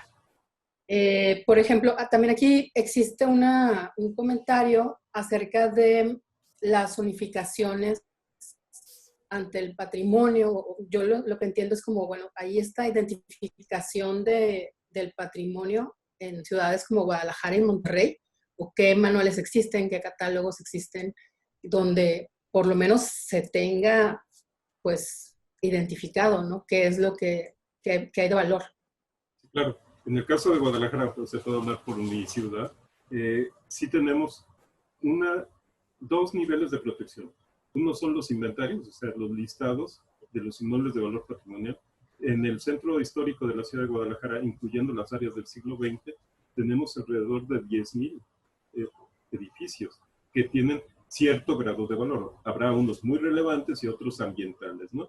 Entonces, sí están hechos esos inventarios. Y hay una segunda fase que se llama catálogo, o sea, que ya es como el análisis detallado de finca por finca, de las que sí es importante preservar. Entonces, sí tenemos en el caso nuestro estos catálogos, o sea, de hecho, se pueden meter al internet y los pueden consultar, pero el problema está que los niveles inferiores, en este caso específico, los ayuntamientos, y particularmente el Ayuntamiento de Guadalajara, decide ser omiso, adrede, y puedo decir, o sea, me da un poquito de vergüenza y de pena decirlo, pero hay que decirlo. En el caso de los planes de desarrollo, en uno de los layers de la consulta pública, que es el del patrimonio, de pronto no aparece el layer. Entonces el desarrollador no se da cuenta que está teniendo una intervención en una finca de valor patrimonial, pese a que ya está el inventario y que ya está el catálogo. Entonces, son temas importantes, pero quería referirme al otro tema que mencionaste que se me hace fundamental. Y creo que lo planteó muy bien Carlos, o sea, el tema de la educación. Si nosotros no asumimos nuestra partecita como ciudadanos, esto nunca va a llegar a nada, ¿no? O sea, es importante sembrar la semilla en los nuevos arquitectos, en las gentes que van a terminar tomando las decisiones en el futuro. Si no se las sembramos en este momento, el resultado va a ser el que ya tenemos. Ahora tenemos que cambiar eso, o sea, y a través de la educación, o sea, y creo que el ejemplo que puso Carlos me hace muy adecuado, o sea, de cómo se puede sembrar esa conciencia en los alumnos, es decir, en el futuro ciudadano, para la preservación de su patrimonio. Y también es importante decir que según el sapo es la pedrada, es decir, ¿a qué me quiero referir? No va a ser el mismo tipo de patrimonio que vamos a tener en la ciudad de Puebla, barroco, espléndido, la Ciudad de México, a lo que tenemos en Guadalajara o a lo que se tiene en Monterrey. Hay que identificar lo que es el valor patrimonial de cada uno de los lugares, ¿no? O sea, a lo mejor si tomamos un parámetro generalizado, diría, no, es que ahí no hay patrimonio. No, sí hay patrimonio, y es el patrimonio de la gente de esa población. Ese es el valor, y hay que cuidar ese valor, porque regreso un poco a lo que había platicado inicialmente, la arquitectura, la ciudad genera identidad, y lo que necesitamos es gente que se sienta identificada con su ciudad, y los entornos arquitectónicos, los entornos urbanos son los que generan esa integración. Si no, tenemos ciudades un poco como apareciera esa película de Blade Runner, pues, que ya la ciudad es algo absolutamente inabarcable, ¿no? Entonces, creo que es muy importante pues estos dos temas, educación y tener los instrumentos legales que permitan la preservación. Si no, no camina. Claro. Y Carlos, ¿qué nos puedes decir o ampliar un poco este estudio que hacen tus alumnos y cómo, bueno, en qué termina? Porque una cosa es la fase como de investigación para luego intervenir, y estas propuestas que mencionabas al final, que son así como muy, no quisiéramos que se hicieran, ¿verdad? En ese sentido de lo que se puede llegar a hacer, sino que más bien tuvieran como esta otra visión, ¿no? Más de un equilibrio, ¿no? En estos entornos como la calzada. Les pedí precisamente el ejemplo hoy en la mañana de esa manzana en específico donde está la estación del Golfo y Fábrica Giro, porque vean cómo pues, es obvio que quien construyera ahí pues va a respetar la estación del Golfo porque ya es la Casa de la Cultura, es un bien municipal, etcétera, etcétera, etcétera, ¿no? Pero Giro está a la buena de Dios, ¿eh? O sea, puede sucederle un misterioso incendio y Protección Civil la declara inhabitable y va para abajo y se construye el edificio. Se acabó el problema. Difícilmente ahorita se construiría algo ahí. Yo creo que los desarrolladores buscarían otros lugares, pero es un asunto latente, ¿no? Y Y creo que esto va a terminar en el siguiente semestre en proyectos puntuales. O sea, siempre buscamos que una vez que se haga como la reflexión general y sea vista por muchos puntos de vista, o sea, a la clase invitamos a desarrolladores inmobiliarios, invitamos a autoridades, a expertos en historia, etcétera, etcétera, porque siempre trabajamos en el centro. Pero hoy este proyecto quedó muy, muy, muy bien para explicarlo porque pues precisamente está enfocado en el patrimonio. O sea, la premisa es cómo sí hacer desarrollo inmobiliario respetando el patrimonio. Y entonces, durante todo el semestre que pasó, pues los alumnos estuvieron analizando y viendo un montón de cosas y ejemplos y entrevistando gente, recorriendo la zona y se toparon con que pues había mucho patrimonio. O sea, atrás de las marquesinas, atrás de los billboards, atrás de fachadas pintadas o borradas, sigue existiendo patrimonio que puede ser recuperado. Y la idea es que, pues, de alguna manera queden como una serie de reglas puntuales en la zona de cómo debería de operarse ahí. Y sí tomar 10 ejemplos de edificios patrimoniales y ver cómo sí se le adosa una muy buena intervención contemporánea. Que pues no está peleado, ¿no? Y sobre todo que nuestro patrimonio industrial es sumamente dócil, ¿no? O sea, es muy fácil meter un edificio de departamentos dentro de un edificio industrial. Es dificilísimo meterlo dentro de un edificio colonial del siglo XVI, XVII en la Ciudad de México. O sea, te entras en un problema muy, muy serio. Pero un edificio industrial de alguna manera está hecho para que experimentes con él, ¿no?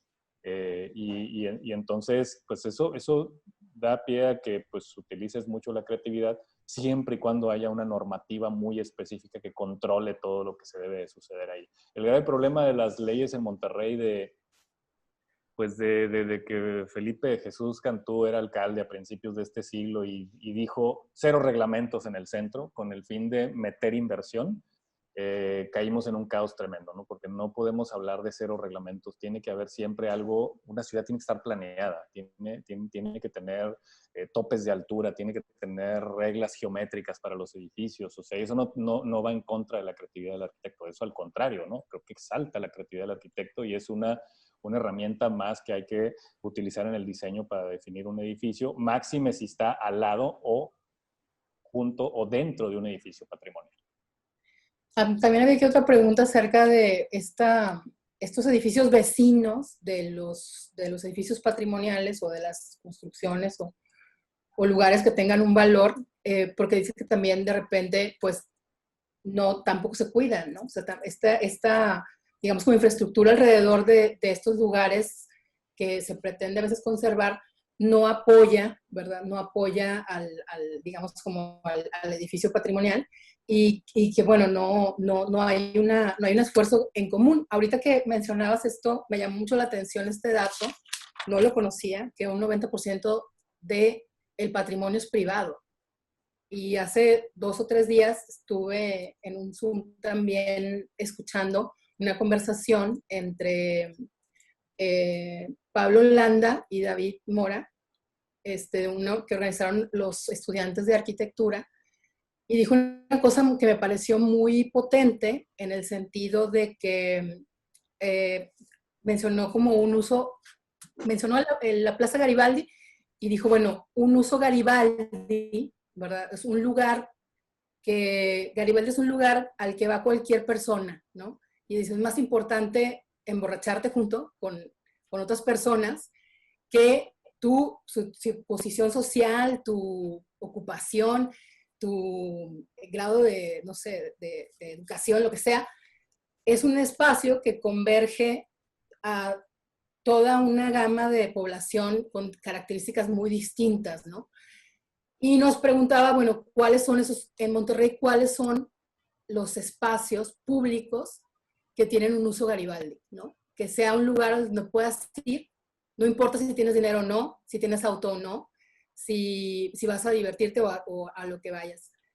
Y por ahí yo le contesté que me parecía a mí que, por ejemplo, el conjunto guadalupano, con el atrio y luego las calles aledañas al barrio, era un lugar que, aunque no todo el tiempo, pero presentaba esas características que hacía que hubiera una convergencia de personas, ¿no?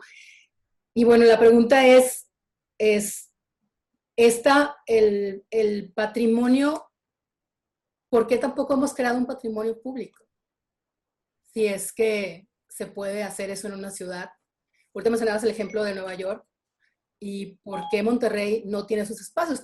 Para todos lados tienes que pagar un estacionamiento, una entrada. O sea, nuestros espacios públicos son el centro comercial o lugares de esparcimiento. O incluso el propio fundidor ha tenido intentos por cobrar la entrada, ¿no? O sea, ¿cuál es esa parte que también fuera de lo privado sería un patrimonio y cómo de alguna manera pues se tiene que incentivar o qué piensan al respecto? No sé, Ignacio. Bueno, el tema de la relación entre el espacio público y el espacio privado es un tema que desde que el hombre es hombre se ha manejado. El problema es que lo hemos descuidado mucho en la actualidad porque tenemos nosotros una noción de hacer arquitectura, y yo diría casi ni hacer arquitectura, hacer construcción. Son dos cosas diferentes. Hacer arquitectura es hacer arquitectura. Es algo que tiene una idea atrás, algo que está pensado para resolver de una manera bella, de una manera funcional, una necesidad. En el caso de la construcción simplemente es hacer un cajón porque se va a ocupar para X cosa, ¿no? Entonces, esa relación entre el espacio público y el espacio privado generalmente tenía unos espacios de transición. O sea, cuando uno va a un templo, o sea, está el atrio, ese es un espacio de transición. Las plazas públicas, en cierto sentido, bueno, ese es el espacio público, pero, por ejemplo, pienso yo en los portales. En los portales, no sé si en Monterrey hay portales. O sea, un portal es privado, pero deja un espacio público para que la gente transite bajo cubierta. O sea, ese es un muy buen ejemplo de esos espacios de transición que hemos descuidado mucho en la actualidad. O sea, es decir, ¿qué parte puede ser dentro del espacio privado público? ¿Sí? O sea, que permita flujo de personas, que permita una serie de actividades, claro, todo regulado, porque también no puede ser de otra manera, pero que sí permita una cierta actividad de tipo social, colectivo, comunitario, en espacios que pueden ser privados. O sea, está descuidado y yo creo que sí sería interesante llamar la atención para asumirlos, o sea, como parte de cuando una persona hace lo dije hace ratito, hacer arquitectura es hacer ciudad, o sea, es decir, si uno entiende esa ideita que es muy sencilla, va a procurar integrarse a la ciudad. O sea, ¿y cómo integrarse a la ciudad? Pues siendo parte de ese tejido que es la mancha urbana, pero de una manera armoniosa, de una manera respetuosa y de una manera aportativa, que es lo que a veces se nos olvida. O sea, a veces hacemos proyectos nomás por necesidad y los hacemos rápido y vámonos para adelante, porque el objetivo fundamental es cobrar. Pero no, o sea, el objetivo de un arquitecto y no de un constructor. O sea, el constructor podrá tener todas las libertades que quiera, pero de un arquitecto debería ser hacer ciudad, hacer algo que aporte al conjunto urbano del momento. Y hay que acordarnos también, nomás para ampliar más la idea, de que cada etapa de la historia de la arquitectura, de la historia del urbanismo, está hecha con nueva arquitectura. ¿Sí? O sea, del Renacimiento, la Edad Media, después el Renacimiento, el periodo barroco, gótico, o sea, todos los periodos que ha transitado, siempre ha habido arquitectura nueva en el contexto histórico de una ciudad. O sea, entonces, ¿qué tenemos que hacer? Hacer nuestra nueva arquitectura, pero pensando, como por ejemplo pensó Teodoro González de León en el ejemplo que puse en mi presentación, pensando en que también puede hacer patrimonio. O sea, en hacer patrimonio, el patrimonio del futuro, hacerlo ahora. O sea, eso creo que también es bien importante tomarlo en consideración. Y ya no se piensa como que mi propio edificio después va a formar parte del patrimonio. No, pero fíjate que el grave problema que tenemos en Monterrey es que por desgracia estamos más cerca de la ciudad estadounidense, no americana, porque americanos somos todos, pero de la ciudad estadounidense, pero la mala, o sea, el modelo Phoenix, Dallas, Houston, Atlanta, no Portland, no Boston, no Chicago, no, esta ciudad que disgrega, que separa, que divide, que hace que te muevas en la mañana para un lugar y luego a otro. Y desgraciadamente esos espacios pues que Landa identifica, por ejemplo, en el corazón de la Ciudad de México como la Plaza Garibaldi, realmente en Monterrey no lo tenemos, ¿no? O sea, los únicos lugares son, sí, somos guadalupanos, el 12 de diciembre todos vamos a ver a la Virgen, ¿no? Los regios, y están ahí ricos, pobres y todos, ¿no? Lo mismo sucede con Fundidora, creo que es el único lugar realmente democrático donde todo mundo va. Independientemente de su condición social o económica, y pues obviamente los estadios de la ciudad, ¿no? O sea, ahí también confluye todo, ¿no? O sea, aunque tengas palco, vas y te encuentras con el de los hot dogs y con el que está en la parte de gallola del estadio comprando el mismo hot dog. Entonces, son realmente muy contados y muy pocos estos lugares, ¿no? La ciudad está desgraciadamente disgregada, y el patrimonio público, mal que bien, ahí va. O sea, Colegio Civil está perfectamente restaurado, el obispado está conservado, la fundidora ni se diga, ¿no? A pesar de los problemas que tiene ahorita, creo que no va a cerrar, o sea, realmente es más golpeteo pues, para buscar recursos que otra cosa, ¿no? Pero difícilmente cerraría.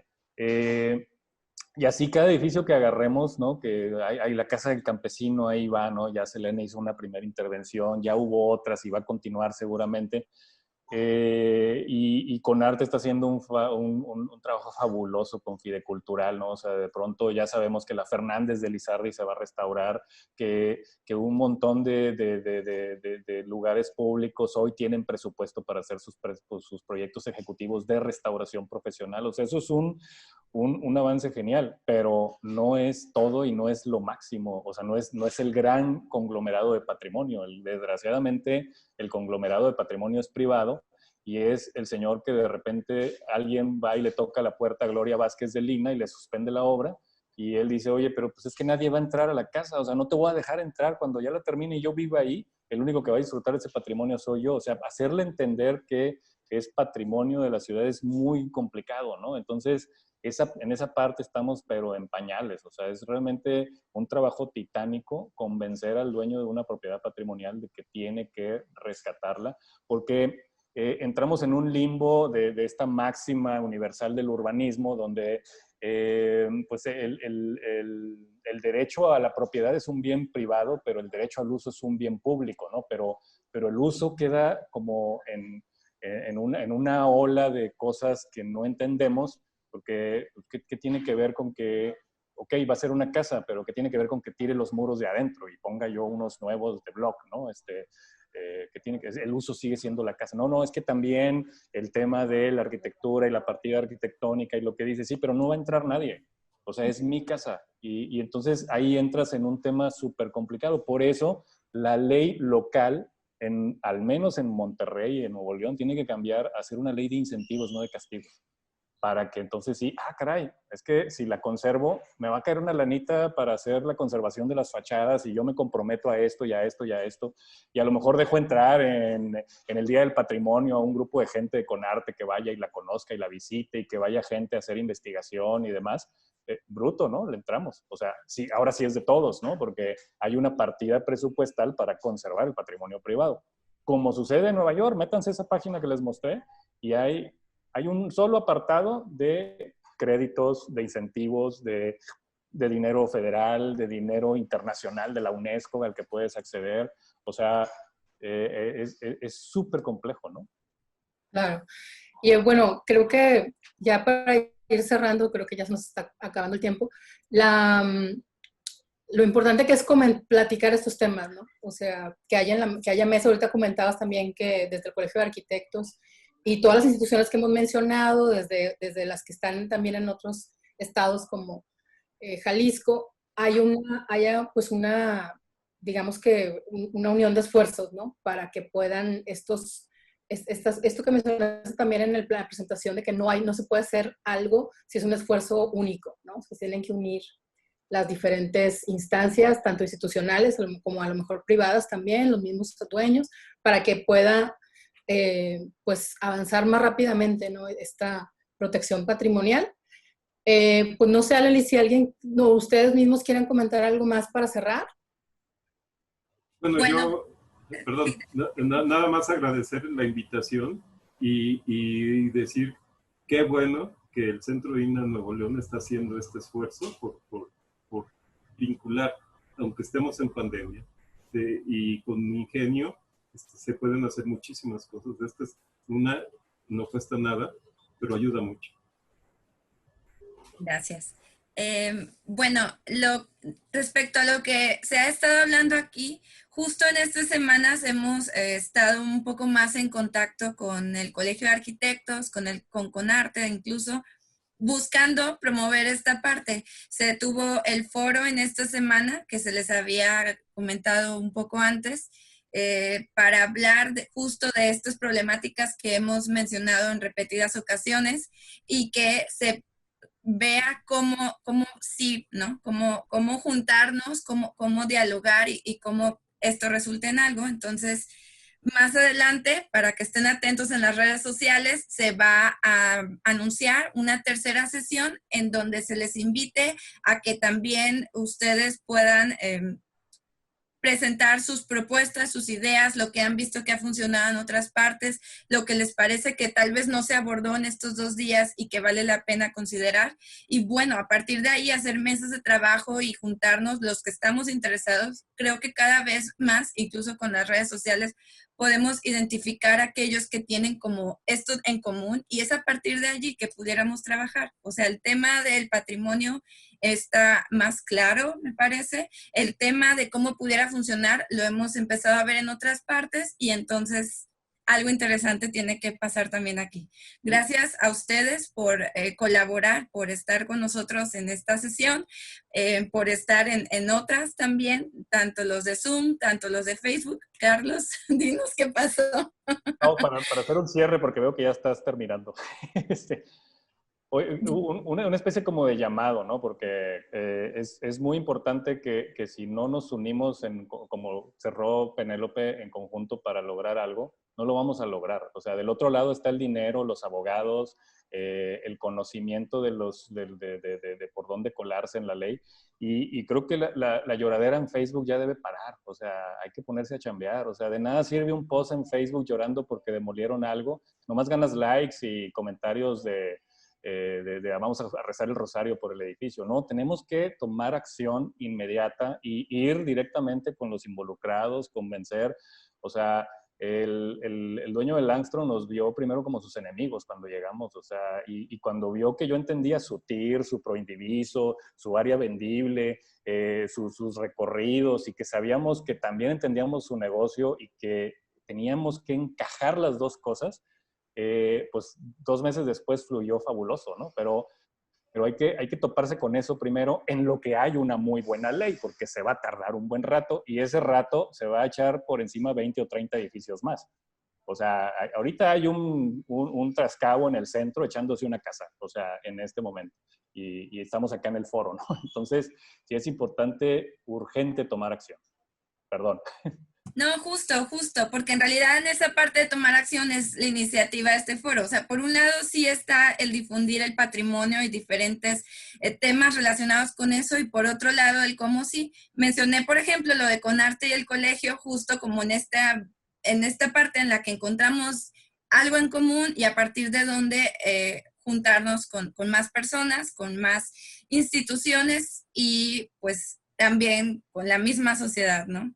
Entonces, igual les agradezco mucho, Carlos, Ignacio, Penélope, a los de INA TV, a los del grupo de monumentos de INA Nuevo León, también a los de monumentos de INA, y bueno, también a ustedes que nos ven desde Zoom, desde Facebook, que sepan que va a haber retransmisión en YouTube la otra semana, el jueves a las 11 de la mañana, con el chat en vivo con los ponentes, entonces cualquier otra cosa que quisieran comentar o preguntar, pues que sepan que ahí vamos a estar. Y por último, el mismo jueves de la otra semana a las 5 de la tarde es la sesión número 9. También va a estar muy interesante porque allí vamos a poder hablar un poco más sobre el tema del diseño, sobre el tema de lo que se considera para